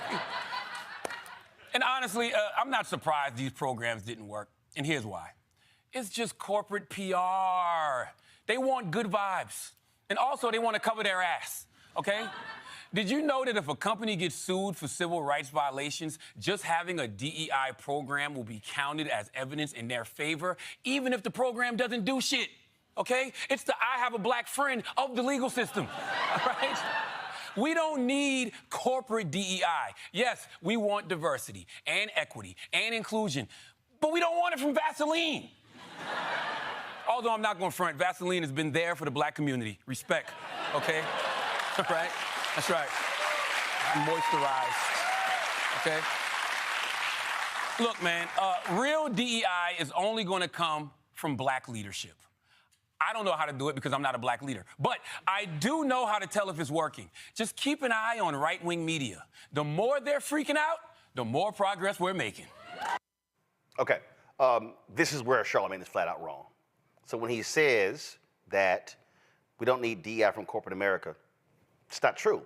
And he says it's going to come from black people. Here's the problem with that. Put the graphic back up. There are only 9 black CEOs of Fortune 500 companies. That means that there are 491 non-black CEOs of Fortune 500 company. The reality is you are going to need white people who actually believe in diversity, equity, and inclusion for that to happen. And there are examples. Al Newharth, he was the founder of USA Today. Al Newharth grew up in South Dakota. He did not grow up around a lot of black people. But Al Newharth understood the value of diversity. So when Al Newharth was the CEO of Gannett, he made a declaration that Gannett was going to be the leading company in America when it came to the issue of diversity. I had a syndicated column with Creator Syndicate. And when Al Newharth died in 1989, this here is exactly what I wrote. Quote, his obituary in the New York Times read, in an industry long dominated by white men, Mr. Newharth led the way in the hiring and promotion of women and minorities, tying compensation to hiring goals. By 1988, the proportion of minorities in Gannett newsrooms was 47% higher than the national average.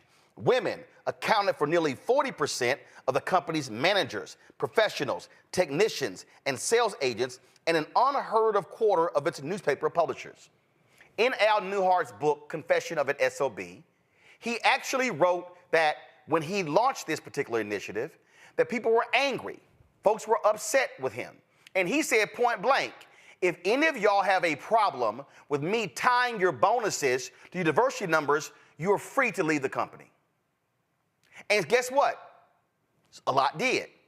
But you know what happened? You saw an explosion of black people, Hispanics, white women, and others who became publishers, news directors, managing editors, general managers of media company. And guess what that did? That forced all the other media companies to go, damn, we about to lose our minority talent, so we now got to change our programs. So guess what happened? Knight Ridder, Cox, and the others began to change. The problem is we didn't have enough Al Newharts in media to change the industry. He was by himself. As another example, John Landgraf. John Landgraf is the CEO of FX, the cable network. Now, you've seen many of those programs. You've seen Donald Glover's show, Atlanta, shows along those lines. Well, guess what? John Landgraf sat there and looked at his shows. And he then began to say, wait a minute, we got a problem. It's too many white guys. It's too many white directors. It's too many white showrunners. It's too many white writers. We can't tell different stories by keep hiring white folks. He was quoted saying, listen, I like my white guys. This is not going to work. So in 2016, John Landgraf sent out an email to his entire network and said, this has to change. In 2021, check this out. Nearly half of all episodes on FX were directed by people of color. Women were 35% of those who directed those episodes. But it wasn't just directors. And listen to this, quote, truthfully, I'm not proud of fact it took me so long to take concerted action on inclusiveness. He said, hold on one second. He said, because he had been running the network at that time for 15 years. It's heartening to see our industry fully commit to meaningful, measurable, and permanent change. He said, when FX was radically over-indexing in one race and gender, we were by definition overlooking talent. When we started looking for talent in every segment of our population, our shows got better. When you're in the talent business, diversity is good for business. Now, that's why Charlamagne is wrong. The reality is, black folks ain't running these joints. We're not running these companies. Now, we may push folks, you may have a few folks in there, but you need operational leaders. Jonathan Rogers, who was the first CEO of TV One. When Jonathan Rogers joined the board of Comcast, I was like, yo, that's awesome. He's like, not really. I was like, hold up. Now, y'all, Jonathan was on the board of Procter & Gamble.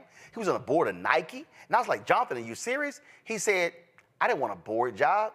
He said, Roland, I want an operational job.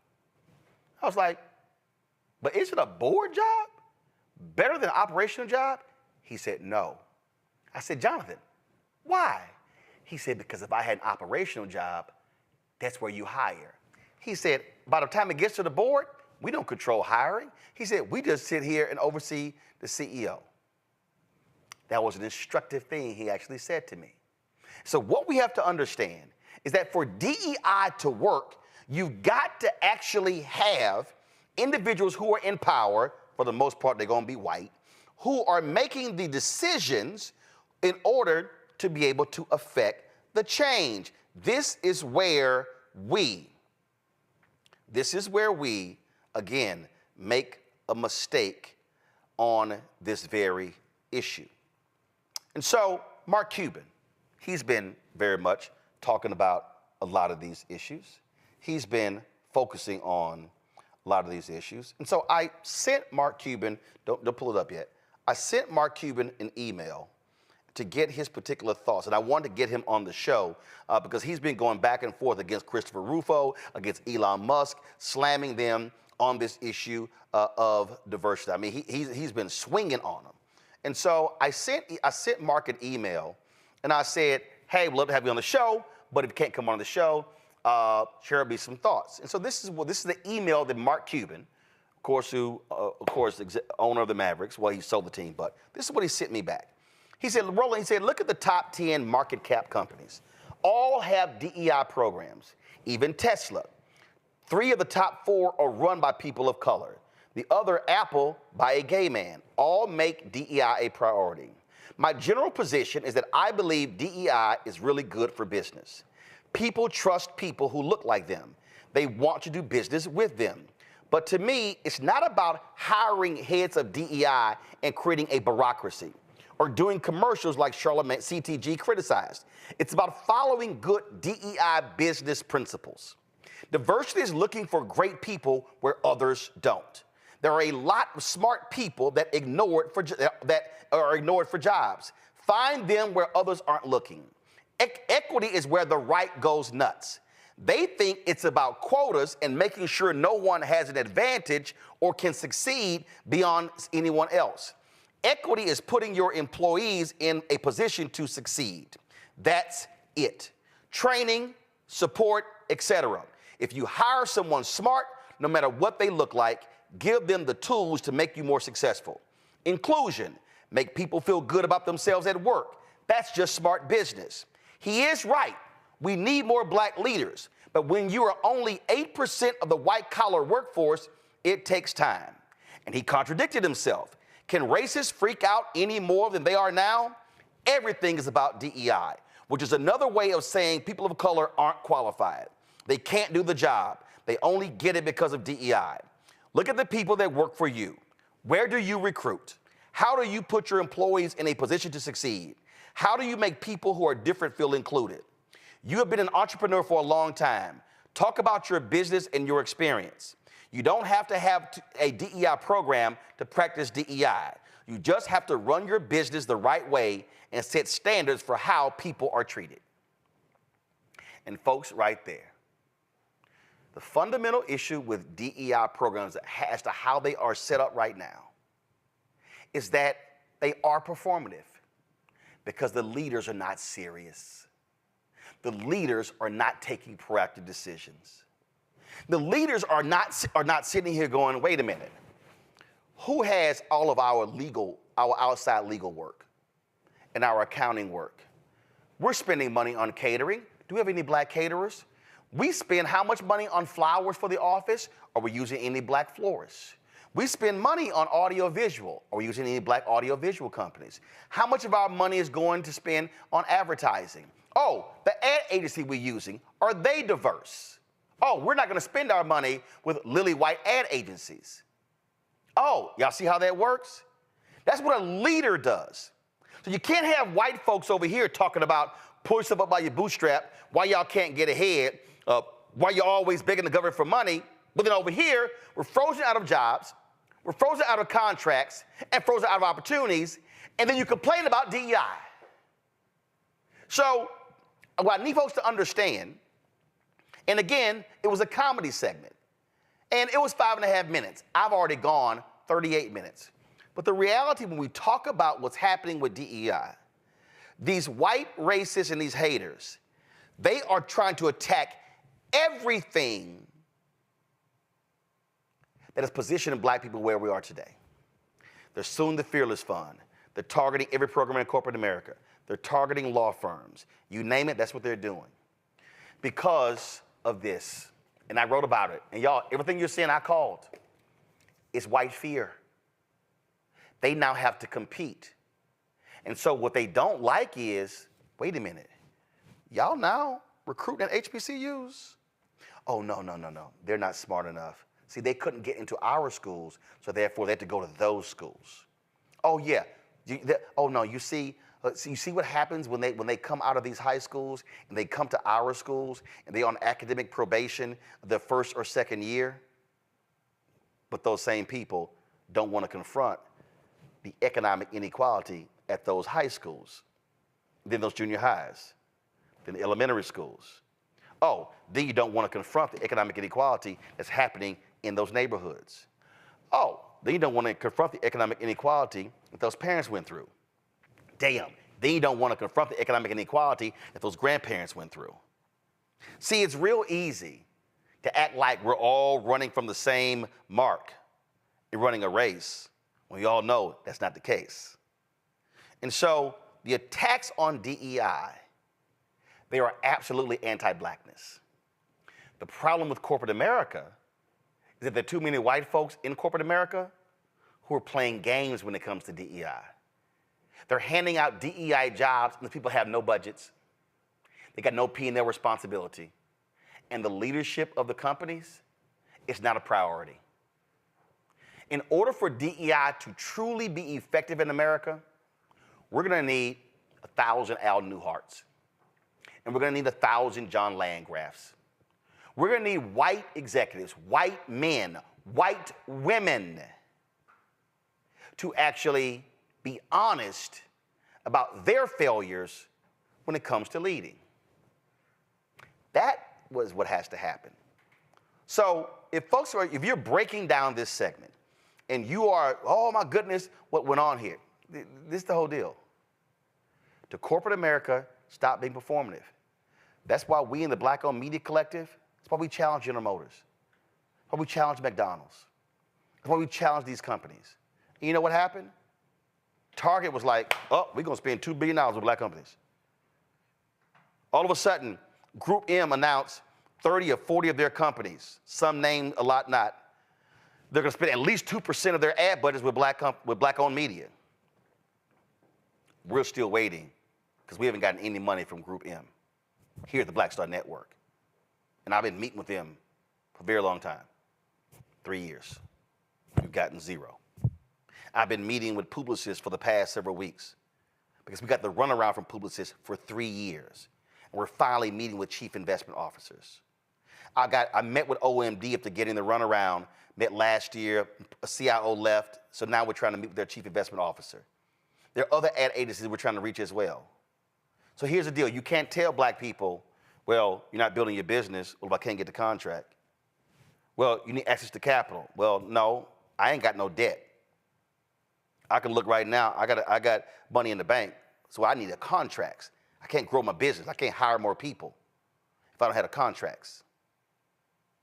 See, if we talk about the reality of DEI, nothing is going to change as long as you have scared, timid, weak, impotent, white corporate leaders who are unwilling to look their friends, their country club pals, and their family members in the eye and say, a lot of the shit that comes out of your mouth is racist.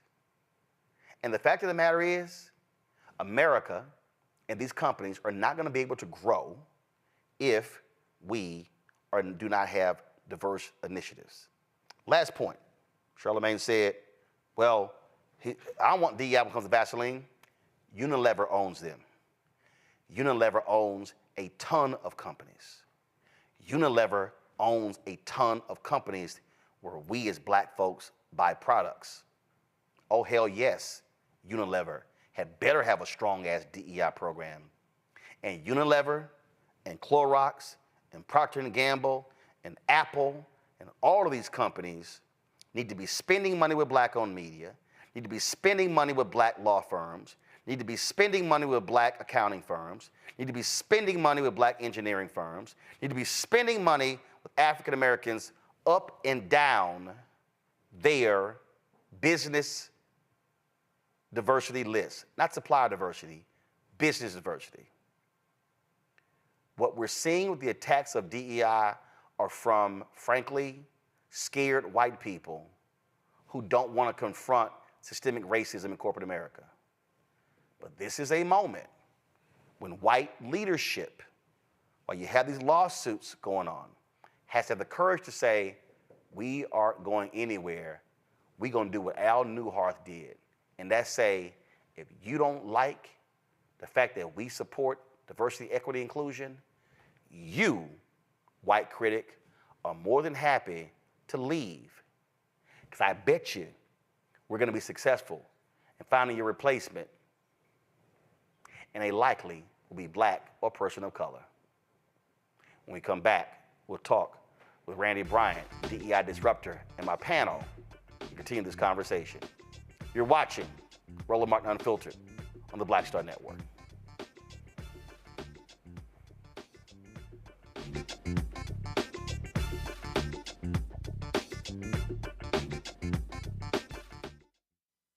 When you talk about blackness and what happens in black culture, we're about covering these things that matter to us, speaking to our issues and concerns. This is a genuine people-powered movement. There's a lot of stuff that we're not getting. You get it, and you spread the word. We wish to plead our own cause.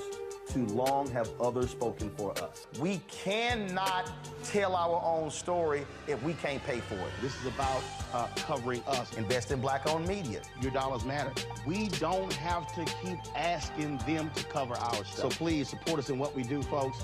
We want to hit 2,000 people, $50 this month, raise $100,000. We're behind 100,000, so we want to hit that. Y'all money makes this possible. Checks and money orders go to P.O. Box 57196, Washington, D.C. 20037-0196. The Cash App is $RM Unfiltered. PayPal is R Martin Unfiltered. Venmo is RM Unfiltered. Zelle is Roland@RolandSMartin.com. Fanbase is pioneering a new era of social media for the creator economy. This next generation social media app with over 600,000 users is raising $17 million, and now is your chance to invest. For details on how to invest, visit startengine.com/fanbase or scan the QR code.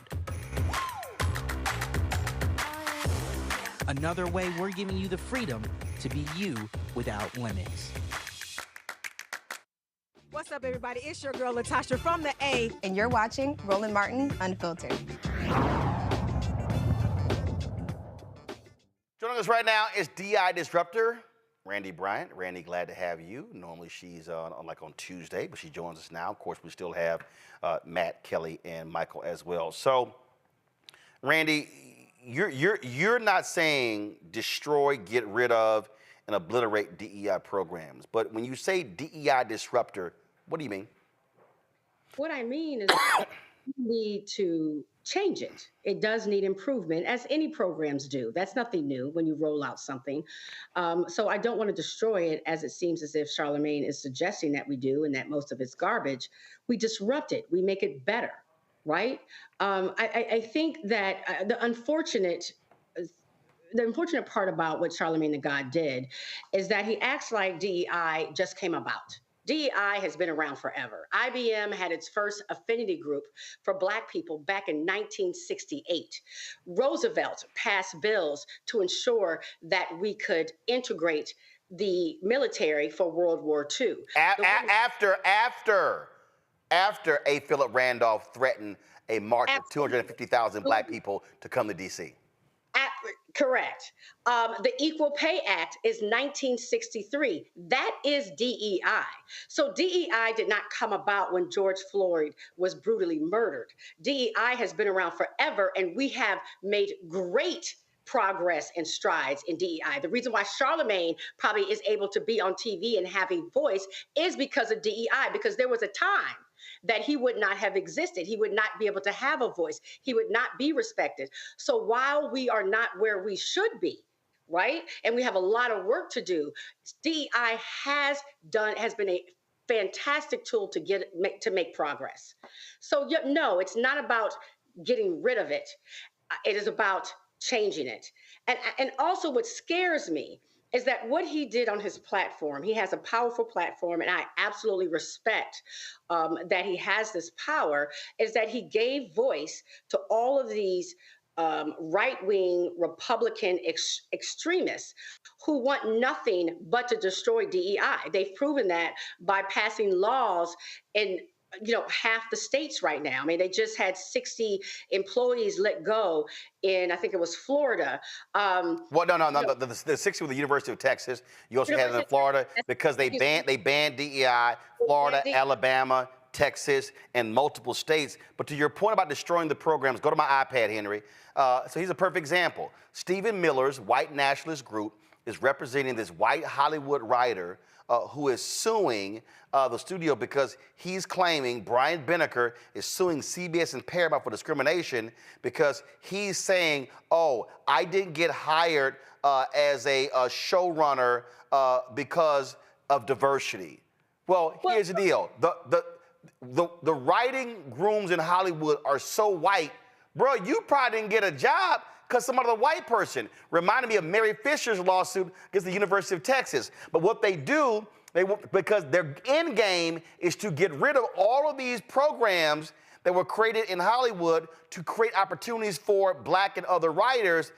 And so this lawsuit operates as the Trojan horse. That's their end game.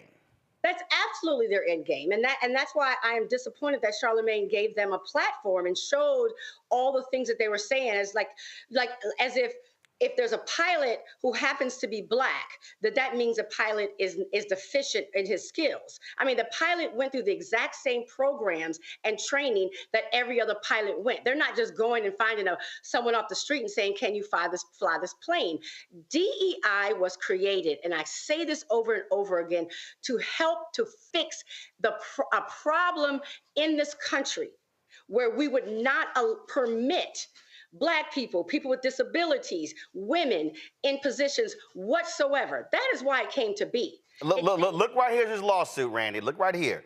The Benecker lawsuit asserts that, quote, an illegal policy of race and sex balancing promoted the hiring of unnamed, quote, less qualified applicants, including women, minorities, or LGBTQ writers. Well, first of all, if you're talking about women, you're talking about white women, okay? And if you're talking about LGBTQ, we're not in that category, because anytime when they break out categories, they put the black people in the black category. You can't be in multiple categories. But again, that's what the goal is. So I think, and again, and listen, I was texting Charlamagne today. I think, absolutely, I believe that the segment should have focused on the white racist attacks on DEI and what their end game is, and absolutely saying, hey, corporate America, don't play performative politics when it comes to DEI. Have real DEI that can actually create lasting change and have the fortitude to stand up for your own programs. All of that. I mean, what I do, the reason why I changed my whole platform and became the DEI disruptor, I have, as of yesterday, actually, my company turned 23 years old. We have run this company making change in corporations and in the government to ensure that they were places that were diverse, equitable, and inclusive. So first of all, it's not new. Secondly, the reason why I think it needs change is that some people, he's correct in that some people looked at it as something for public relations. Yep. It's very obvious when they do it. It's very obvious. We're not stupid people, but there are companies who are doing well and who have shown in their numbers that they are hiring and promoting. Oh, man, because you started highlighting people. Who would you say, name a few companies that you know, you've been doing research, that are doing a great job that others should be following and emulating? Number one, I would say Ben & Jerry's. Ben & Jerry's, forget their entire company is built on ensuring that everybody has a voice and everybody is respected. It's not a policy. It's not a brunch for Martin Luther King. It is not, just a training class. So when he stated the statistic about, does DEI programs make companies better? If it's just a training class, of course, it's not going to just make it better. It has to be woven throughout the foundation of an organization, that everything they think about involves, are we including everybody? Because this is the thing, and this is what upsets me. All of us in this world are biased, right? Everybody has a bias. In this world. Listen. You can criticize Texas, but my ass from Texas, and my parents are from Texas. Right. And guess what? I'm going to defend where I'm from. Now, I'm going to criticize it, but I'm also defend it. Well, that's a natural, inherent bias.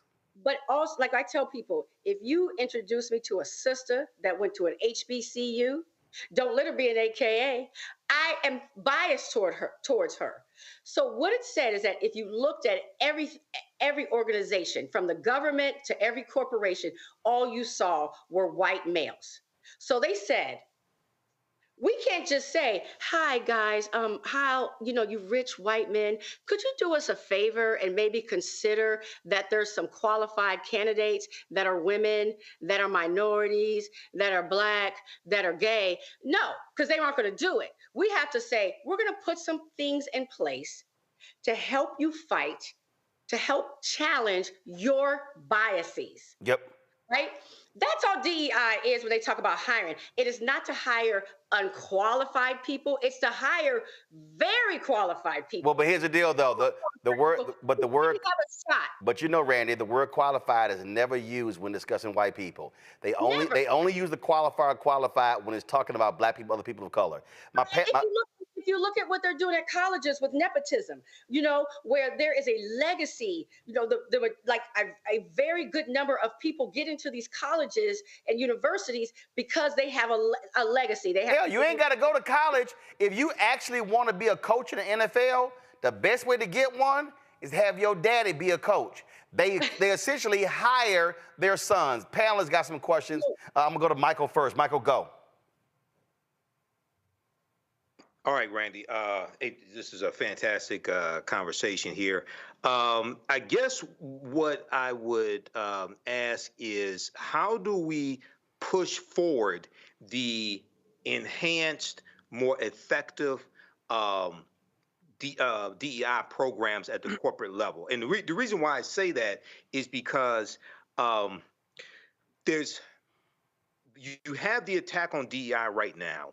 But also for a lot of African Americans, I would say, a lot of us may not be clear exactly on what DEI is. Okay, so how would we go about? Maybe give us some tips on how we go about pushing forward effective programs with what we have now. We don't have more people like Roland was saying that we need right now. But what we have now, how can we push forward? Let me tell you something. I don't ever try to change people's hearts, but people do think and vote and conduct themselves with their dollars.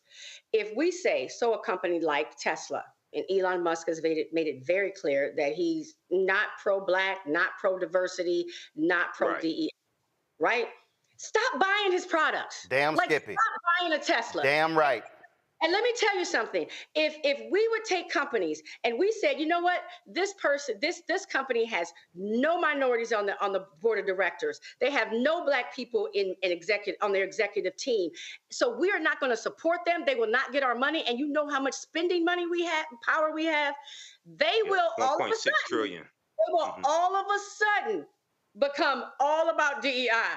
Where's that girl, Randy? We want to hire her. Money talks and bullshit walks. There you go. Right? Stop allowing people to just to take your money and you have not shown any allegiance to them. Like, when they say back, during the civil rights movement, don't shop where you can't be hired. Don't shop where you can't be hired. It's still the same principle. And also, just so folks understand and keep in mind, when you're sitting here watching, you're looking at all of these people on Fox News complaining about DEI, Guess who has a DEI initiative? Fox. News. Kelly, go. Kelly, go. Sure. So I don't necessarily have a question so much as just a thought that I'd like for you to expound upon, being the hypocrisy of what Charlamagne said as a whole, considering that he very likely got on The Daily Show because of some DEI initiative, the fact that he has a Breakfast Club show because of a DEI initiative, the fact that he sat on panels because of DEI initiatives, he's spoken about DEI initiatives in corporate spaces and how he's benefited from DEI initiatives. I am just tired of giving people platforms in which they have absolutely no concept of what is actually going on, and or in Charlamagne's case, willful cognitive dissonance regarding these issues just so that he can have sound bites that he can profit off of. Well, here's what I think, Randy. And again, my deal is, and that's why I walked through it. A lot of what Charlamagne said is correct. Performative, running of the ads, not taking it seriously. But again, where I disagree is saying we don't need it in corporate America. The reality is that's where the money at. That's where the job's at. And what we know is corporate America, that they can actually drive change. Let's be real clear. Corporate America, why did a lot of places integrate in the South? Because they saw that train coming and they were like, hey, we ain't trying to have them shut down our department stores. Damn it, integrate. You said it, money talks. And let's remind people, when corporate America pulled their money out of North Carolina with that transgender bathroom bill, they changed that damn law. When the brothers in Mississippi said, we ain't playing at Mississippi State under that damn Confederate flag, they changed the damn law and took it down. We as black folk, to your point, got to use our money leverage, and most of the DEI initiatives that came forward after George Floyd's death, because them white kids in them companies were acting a fool. And Adidas, give you an example, Randy, Adidas announced we're going to do a $10 million initiative. Them white folks at Adidas lost their mind. The next day, the CEO announced, okay, hold up, we're going to do $100 million, and then a third of our jobs will be people of color. The whole backlash to DEI is because white people in the aftermath of the death of George Floyd rose up. So the attacks on books, the attacks on CRT, the attacks on DEI are all because they freaked out when they saw them white kids have a changed view. And that's why you now see them now, let's attack woke, let's attack DEI, and attach it to everything and make it negative. Randy, go. They are attacking everything that moves us forward, which is not something new. And, when I look at Charlamagne and what he said today, one, I don't know if he's like technically worked in a corporation. The Breakfast Club is owned by iHeartRadio. Right, but I'm talking about him going to like an office and working. I mean, No, iHeartRadio. Right. I've been to the studio. That ain't black. That's not black owned. Right. And so what unfortunately happens is exactly what happened to him, in my opinion, is what happens to a lot of DEI leads at companies, including myself, right? Your message only gets put up if it's approved by your bosses. You have to say something. So what he did today, to me, in my opinion, was to say DEI was not effective, should be thrown away. And that serves the purposes of the right-wing Republicans. Versus saying, what you're saying, Brandy, versus saying, here's the problem with DEI, here's how it needs to be changed to be effective.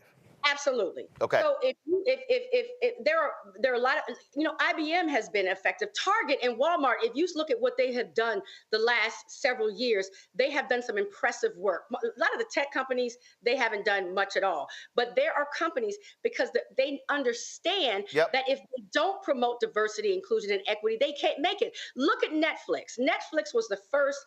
I mean, they really came out with so much diversity in their programming, in the people they had. I mean, I'm telling you, they've done a brilliant job, right? I mean, outside of this Good Times show that's about to come out, they've done a good job. So when they did that, companies like Fox, that's why they have Tubi.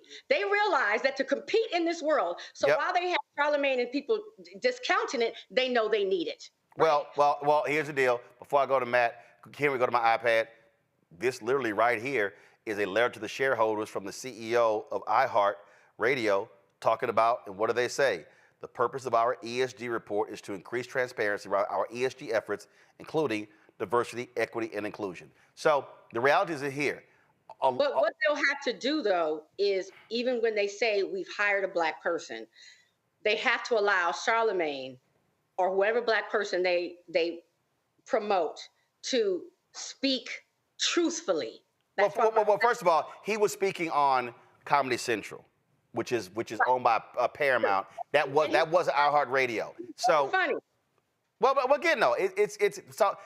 Here's my whole deal. They're different platforms, and what has to happen is this is where you've got to have also real conversations. This is where you've got to have folk with expertise who are bringing knowledge to sort of unpack this.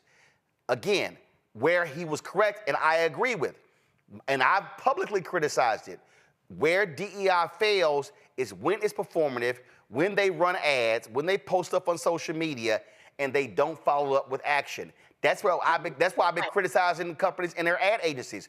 Don't sit and tell me you're committed to black-owned businesses, but then your ad agencies want to return our phone calls. That ain't real. Matt. So, Randy, I appreciate you breaking this down or adding to Roland's breakdown, but here's my question for you. So many of the metrics that we use for the efficacy of DEI programs, we talk about the C-suite, but the reality is that's not representative of most people who would be benefited by DEI programs. So my question to you is, what examples have you seen of good policies, effective policies for your average person, your average viewer who's watching this, who would be greatly benefited if they went and applied for a job and knew they had a fairer chance of getting that job? We're not talking about the C-suite because that's a very small percentage of people. So what have you seen that applies to more of us than that? Well, this is where I believe that, again, where the studies that were cited got it wrong. There have been great improvements when it comes to Black people getting jobs at almost across the board. I mean, from the federal government to localized governments to corporations, Fortune 500 and down, where you are seeing more Black people get jobs and management jobs. You are right that the C-suite is kind of where we get stopped oftentimes, but to say that we have not made great strides is ridiculous. If I were to name companies, there's so many. Like I just said, Target, Walmart has done a great. The tech companies to me have done the worst. If you're looking at the promises they've made, the tech companies like Facebook and Google, nothing has moved on their scale of anything. But most companies across the board have more diversity than they've seen in the past. And the reason why is because they were pressured to do so. People aren't going to do things just because they're nice. And DEI wasn't developed to get unqualified people in positions. It was just to put the net further. Tell me where you are looking for qualified candidates. Also, let's talk about your biases, because what's very insulting about what these commentators are saying and how they're attacking DEI is what they're saying is if you hire a Black person, that automatically means that you're hiring a less qualified person. Yep. So for somebody to say that aloud is bold. Well, but again, no, but that's the agenda. That is the absolute agenda, to say that if I see a Black pilot, automatically I'm assuming that they're not qualified. So it's talking about pilots. If you look at the airlines, all of the airlines now have programs to partner with HBCUs. But that's racism. So that's just racist, just being very clear with their racist language, and they're allowed to get away with it. Well, the reverse racism, if you know. No. I'm saying, I'm not calling reverse racism. I'm saying using that language, if you say I see a Black pilot, I automatically think they're not qualified, you racist. 1,000% racist. There is no ways around it that's racist, okay? But the cosmetics companies, you look at people like Rihanna, who had to come out and with her Fenty company and say, there's no shades that match Black people. You got like five shades. Yep. I mean, there are major changes being made every day. Does it mean that there are a lot of companies that it's performative? No, of course they're being performative. But I'm gonna tell you something. If Black people become active and call these companies out, Yep. I promise you that they will not be performative anymore. Let their stocks drop. Let their earnings drop. Yep. Let Black people say, we're not buying from them anymore, just as people have done with Starbucks recently. I promise you, all of a sudden, we all be getting calls like, And I'll add to that for Black people, don't fall for the okie doke if they go hire a Black celebrity to do some commercials and think all is good. No, the notion is you got to go deeper and broader. I'm going to close it out with this here. This is the quote that Mark Cuban said. Look, the University of Texas fired 60 people who were in DEI jobs. Here's the deal. The university president, he didn't have to fire them. He could have shifted them to other areas. Where Cuban is correct, that these programs are being targeted, go to my iPad. This is correct. You don't have to have a DEI program to practice DEI. You just have to run your business the right way and set standards for how people are treated. Here's the fact, Randy, and this is the last comment. If these companies were doing right by us, you wouldn't need DEI programs because you would be saying to your people, no, cast a wider net. The programs are a way to force folks to have to broaden the talent pool, have to recruit different places. And so to all the haters, if y'all don't want DEI, cool. Give folk an equal shot. But most of you white racists, especially all y'all on Fox News, y'all know the game, and you know it ain't an equal shot. Randy Bryant, we appreciate it. Thanks a lot. Folks, we come back.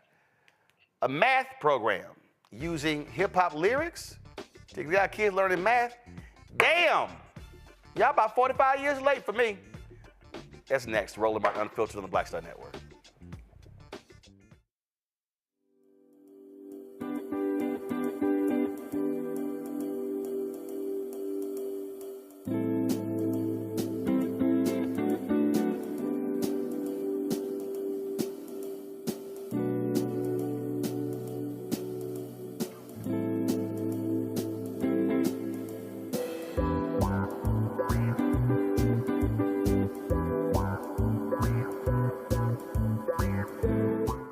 Fanbase is pioneering a new era of social media for the creator economy. This next generation social media app with over 600,000 users is raising $17 million, and now is your chance to invest. For details on how to invest, visit startengine.com/fanbase or scan the QR code. Another way we're giving you the freedom to be you without limits. As bad as Trump was, his economy was worse, and Black America felt it the most. He cut health insurance while giving tax breaks to the wealthy and big business. As president, I put money in pockets and capped the cost of insulin at $35 a month. There's a lot more to do, but we can do it together. This is Reggie Rock Pfeiffer. You're watching Roland Martin, unfiltered, uncut, unplugged, and undamn believable. You hear me?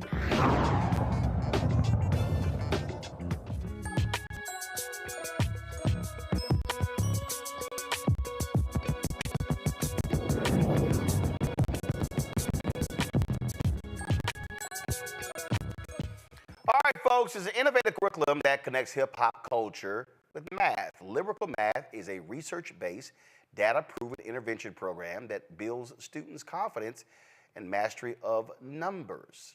Lyrical Math uses hip-hop music to enhance basic math skill performance. Joining us now from Wilmington, Delaware, creators of Lyrical Math, Keziah and James Finney. Hey, folks, how y'all doing? How you doing? Good to see you. Yeah. What a lot of people don't realize is that when you think about, and why is it escaping me? Charter school. My goodness, it's gonna come to me in a second. Anyway, I'm gonna bring it. Take your time. This charter network, it got created because one of the co-founders heard all these black kids across the hall cheering and making all this noise, and he was like, "What the hell's going on?" And the black woman, her name was Harriet. I'm gonna pull up in a second. She was actually using music to teach these kids. Come on now, that's right. Education, and that literally forms the basis of this charter network. So this is, I mean, you utilize what you have to do. How did this start for y'all? What was the light switch that came on? What was it? Great question. Yeah, you mind if I take this? Go ahead. All right, so basically, I was in my undergrad, which was studio production, digital filmmaking, and I had to do a senior project. And so I was going to do a documentary, and then she was like, no, don't do that. Don't do that. Do a math video. I said, math is boring. I mean, if we're going to do it, it got to be funny. So we made a comedic math video. It was 5 minutes and 20 seconds of her rapping. Actually, she was teaching a student who was just checked out. We went over top. She was eating peanut butter and jelly sandwiches. Sleeping in class, all that. The whole nine. And so then at the end of the video, the teacher said, well, let me try it this way. And she rapped the lyrics. Right. And then she played the student, and she was like, oh, I'm getting it. And then she got it. It was called Adding Integers After School. Right. And so you were teaching at Chester Community Charter? Right. Chester Community Charter in Pennsylvania. Mm-hmm. And so then she said, do you mind if I use your video? Because I'm teaching integers to my group of students on Monday. So what happened? So I created a pre-test and a post-test for adding integers. Gave them the pre-test and then let them watch the 5-minute video, and then gave them the post-test. The data was crazy, Roland. So crazy. Like her worst class had a 61.7% increase in comprehension for adding. Wow. Yes. Off of 5 minutes. Yes. 5 minutes. Okay. So then how? I mean, like, what explains that? So music is a powerful recall tool, and so absolutely. In this particular case, we're talking about adding integers. It's simply 2 rules to adding integers, right? And so if the signs are the same, keep it, add that. If they're different, take the bigger one, subtract that. And so, I rapped the lyrics in the video, and then the students that were in my class, they were rapping the lyrics, and then I gave them the post test. They used the lyrics, and they passed the test. Right. And so, this was something I was doing in the classroom anyway. I was always, trying to keep the engagement with my students by teaching them through hip hop music. Right. And so by doing that, I was creating my own lyrics. The students, they were more engaged. I had a lot more fun.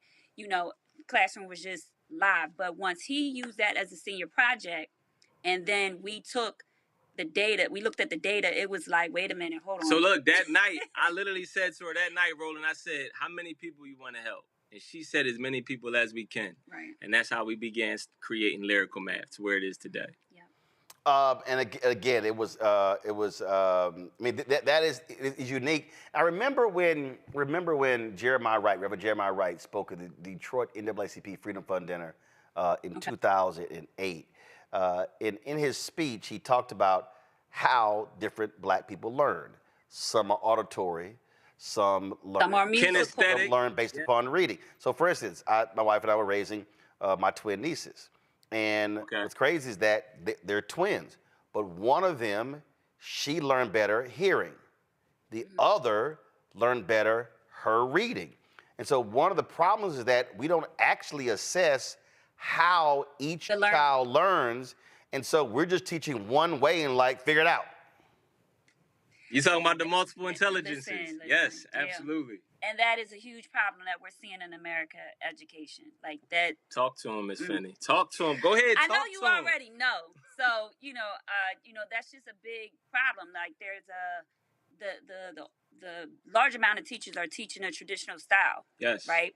But considering the level of engagement that our students have, our children have, just with social media, the impact of music, you have to meet these students where they are. Yes. And if music is a way to reach them, you should use it. Absolutely. If engagement is a way to reach them, you should use higher levels of engagement. And so, what we did, we created this curriculum where we not only use music, but we also have culturally relevant pedagogy that we're applying to lyrical math. And so it's fun, it's engaging. I was going to say it's innovative. Absolutely. We literally intertwine hip hop culture with math. For one, we know hip hop culture is like the #1 genre in the world. Right. And for two, the science behind it is it promotes confidence. Exactly. Mm-hmm. So instead of having kids talking about I'm this, I'm that, faking it till you make it, you could talk about how dope you are with math and actually be dope with math. Yeah. And she got bars though, Rolling, like it's not corny. It's radio ready. You know what I mean? So here's a student workbook if we could show you. So this doesn't look like a typical math book, does it? No, not at all. So that's the lyrics page right there. The hell? I'm telling you right now, I never knew what the hell they were doing in math. Listen, I told my teachers, listen, I can count money, I can negotiate. Listen, I talked my way into a passing math grade in college. My verbal intellectual skills talked me into that grade. And I told them point blank, I said, say, man, listen, I said, look, I know how to count. I said, I know how to negotiate. I understand contracts. I said, but damn all this Pythagorean's theorem. I said, man, I ain't none of this stuff clicking in my head. And trust me, I've been proven right. Before I go to my panel, it was escaping me. Harriet Ball, she was actually at KIPP. And that's actually how, what you see right here. She says right here, she died of a heart attack in 2011. She was 64 years old. And this is the Washington Post obit. She trained the KIPP co-founders, David Levitt and Mike Feinberg, when they were novice members of the Teach for America program. She gave them a host of original songs, chants, and games to encourage learning. They took the name of their network from her most popular chant, which was, you gotta read, baby, read. You gotta read, baby, read. The more you read, the more you know, because knowledge is power, power is money, and I want it. And knowledge is power, that's the name KIPP. Come on. And so that's, and so her method was using, what y'all talking about, her method of using music, that is the basis of the teaching curriculum of all KIPP charter schools. Let's question from the panelists. Let's see here. Michael claims he was highly successful at math in school. I still think he lying, but go ahead. Let's go, Mike. Come on, Mike. He obviously can't run a damn computer because his ass is on mute. See, that's the problem right there. He think he was so good at math, he don't know. Hold on, Roland. It's your computer. Hit the damn button. I can't control your mute button. He was just spitting formulas on I'm running through a 12-channel mix, Roland. No, I'm unmuted. Well, you might have 12 channels, but you didn't have one turned on. It's unmuted. I unmuted it. Okay. So, question for you. Now, I went up to pre-calculus in high school, and then I took calculus in college. But how far do you go with the math? So I know you're a middle school teacher now, Kazia. I think I'm pronouncing it correctly. Kazia. I'm sorry, Kazia. So do you do like trigonometry, calculus, geometry with your rap lyrics also? So basically, our math skills for lyrical math, we have a part 1 and a part 2. We cover math standards from 3rd through 8th grade. And so our goal is to address basic math skills. Our goal is to address basic math skills. And so we start off with multiplication and division, and then we jump into fractions, integers, geometry, conversions of length, volume. Give us some bars. Give us something. Give us some bars. Okay, so here's something for adding fractions. You ready? I'm going to slow this down. I got to add these fractions. Break it down. Let me show them what's happening. Hold up. Let me make sure they had the same denominators. Then I'm going to get right back to adding. But I got to add these fractions. Break it down. Let me show them what's happening. Hold up. Let me make sure they had the same denominators. Then I'm going to get right back to adding. Oh, anytime my denominator's different, I'm looking for that LCM till I get it. Turn my LCM into my denominator. Make equivalent fractions to get my numerators. I take my numerators, then I add them up. I take my numerators, then I add them up. Keep my denominator as my LCM. Keep my denominator as my LCM. When I get my sum, I make it hotter than the summer. Blazing through this work, the more I work, the more I come up. I'm adding fractions, this is something that I breeze through. Check my answer simplified if I need to. I gotta add these fractions. Break it down, let me show them what's happening. Hold up. Let me make sure they had the same denominators, then I'm going to get right back to adding. All right. Show your skills, okay. Kelly. First of all, that was amazing. Thank you. My question is, I wasn't terrible at math. It wasn't my favorite subject, but I was good at it. But my core thing was music, right? I come from a family of musicians. I sing myself, all of those things. And one thing that was actually drilled into my head is not just that math is music, but music is math. So my question to you is, are there opportunities that you have, or have you done anything in conjunction with music courses and fractions, because we've got, time signatures, we've got circle of fifths, we've got, key changes and the like. All of that requires math. Right. Interesting. Because you use all of those concepts in your music for math. Right. I'm just curious if you branch out beyond that and incorporate actual music classes in what you do. Not as of yet. Yeah, so we are solely focused at this point. Now, I have made songs for science because I'm also a certified science teacher. But right now we're focused so much on math, mainly because it's such an issue right now. I mean, the lack of comprehension that we have for basic math skills is scary. Across the country. Mm-hmm. And so, not only did we previously have just general summer learning loss, but then now we have the pandemic learning loss on top of it. So you have a lot of students that are, say, in 5th grade, but they're actually 2 to 3 grade levels behind. Yep. They're in 5th grade, and a lot of students are getting pushed along and pushed ahead, even though they actually are not mastering the skills. So talk about it. What does that look like? So what that looks like is you have students that probably are coming. A lot of students are coming home right now and they're on honor roll, and their parents are excited. They go to the honor roll assembly. They're like, "That's my baby." All right. And everybody's excited. A 5th grade child just got honor roll, but that 5th grade child might not be on grade level. Correct. Might not be on grade level. And we're in a lot of schools where that is the case. We had a group of 5th graders where about 90% of the class was actually on 2nd or 3rd grade level. Right. But those kids were getting honor roll. Because they were teaching them on the 2nd or 3rd grade level. Like, hey, if I give you a test and you pass it, then technically you have an A, right, on that test. But that's not necessarily saying that you have an A on a 5th grade level. Correct. Do you get what I'm saying? And so we're just very focused right now on closing this huge academic achievement gap. And in our community, even beyond our community, it's just a huge issue. And, it's going to catch up with society in a way that is going to be extremely alarming. It's already alarming. Right. So right now we're focused on math. Education needs a win in a major way. And so we need teachers like Miss Finney that break the mold. You know what I mean? To change the narrative, to get students engaged and excited about learning. Right. And she got the tools in her arsenal to do it. So that's why I'm rocking with her. Matt, what's your question? So I hate I had to go last because I wanted to tell y'all the whole segment. Y'all have the dopest energy by far. Just so I mean, y'all are just a beautiful couple, and it's dope how you support each other. And first off, kudos for that. But nonetheless, my question is, do you have a product? So like, I'm not anywhere near Delaware. I would love my children to be able to use this.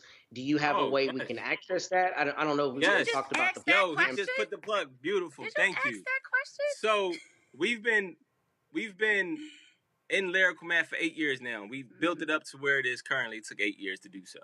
In the process of doing that, we finally made it available for households, right? So we have the Lyrical Math Online Academy. You get the yearly subscription, and it comes with this one-of-a-kind student workbook. Right.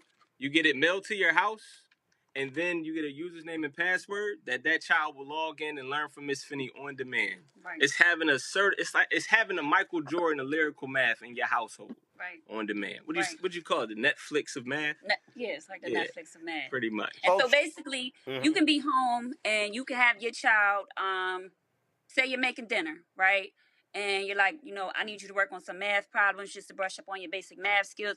I don't want to sit here and teach you math. I don't even know how they're teaching math right now. Right. But I know Mrs. Finney knows how to teach you math through lyrical math. So, hey, grab your student workbook, your lyrical math student workbook. There you go. I want you to crack it open, right? I want you to do lesson 7, worksheet number 1 today. They go to the platform, they pull it up. And listen, you can pull this up right on your cell phone. Yeah. Right on your cell phone. Like right now, check this out. Can you see this? So this is our platform right here. So, even with just a cell phone, check that out. So and then you push click play. here, Yep. That's page what? What's it say? 162? And y'all, she got the personality. She goofy. She silly. The kids are going to learn the math. Look, she takes the intimidation out of numbers. Go ahead, hype man. Who she is. Go ahead, hype man. But look, this is give him a raise. Give him a raise. Right, you right? know? Thank you, Roland. I appreciate you, brother. All right, I want y'all pull the graphic up again. I want y'all to know how to access. So this is social media right here. Lyrical Math on Facebook, at Lyrical Math on Twitter and Instagram. The website is lyricalmath.com. Yes. Also, lyricalmathonline.com. Yes. Lyrical Math is lyricalmath.com and lyricalmathonline.com? Yeah, lyricalmathonline.com is the academy. Yes. Gotcha. What's lyricalmath.com? That's our headquarters site. All right, cool. All right, so you got two. Lyricalmath.com, lyricalmathonline.com. Got it. All right, Keziah and James, we appreciate it. Thanks a bunch. Appreciate you, man. Thank you so much. Thank you for your work and all that you do. I appreciate it. All right. Folks, that's it for us. Let me thank Michael, Kelly, and Matt. I certainly appreciate y'all joining us on today's show. Thank you so very much. Michael, learn how to hit the mute button. If you're on mute, turn it back on. I mean, rolling. It's delayed. I did unmute it. No. There was no delay, Mike. Michael, you were talking, and we literally saw your lips moving and could not hear you. So there was a delay. It was unmuted. Right. Okay. Signals know how to work technology. Well, you damn sure wasn't a good example. I'm just saying. All right, well, Kelly, why you over there sighing? We know how. Y'all got it. Also, A. Philip Randolph was a member of Phi Beta Sigma Fraternity Incorporated. I didn't get a chance. Why? We were so close. When Randy Bryant mentioned A. Philip Randolph, but just so people know, he was a member of Phi Beta Sigma Fraternity Incorporated. Yeah, but it needed that alpha to pull that March of Washington off. We were so close. I don't know why. March of Washington was originally A. Philip Randolph's idea. Guess what? It's a whole bunch of people have an idea, but they can't. But they didn't pull it off.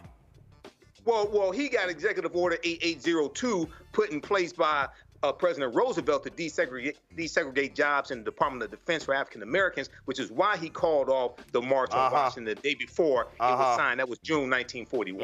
And thank goodness for them lawsuits filed by that alpha man, Thurgood Marshall. But you ain't gonna win this one. I mean, you ain't gonna win it, but just go ahead. But look, y'all got one or two. Let the record show. Y'all got one or two. Phi Beta Sigma Fraternity Incorporated. Yeah, y'all got one or two, so that's the only hat you can hang it on. All right, that's it. Appreciate it. Yeah, enough chit chat. All right, Matt, Kelly, Michael, thanks a bunch. Let me shout out my Jack Hayes High School. Y'all see I'm rocking my JY colors, and there's no coincidence that that's the colors of the show, because these colors of my high school. So, and in case y'all didn't understand that I knew where I was gonna be today, this literally was what they used to call me in high school.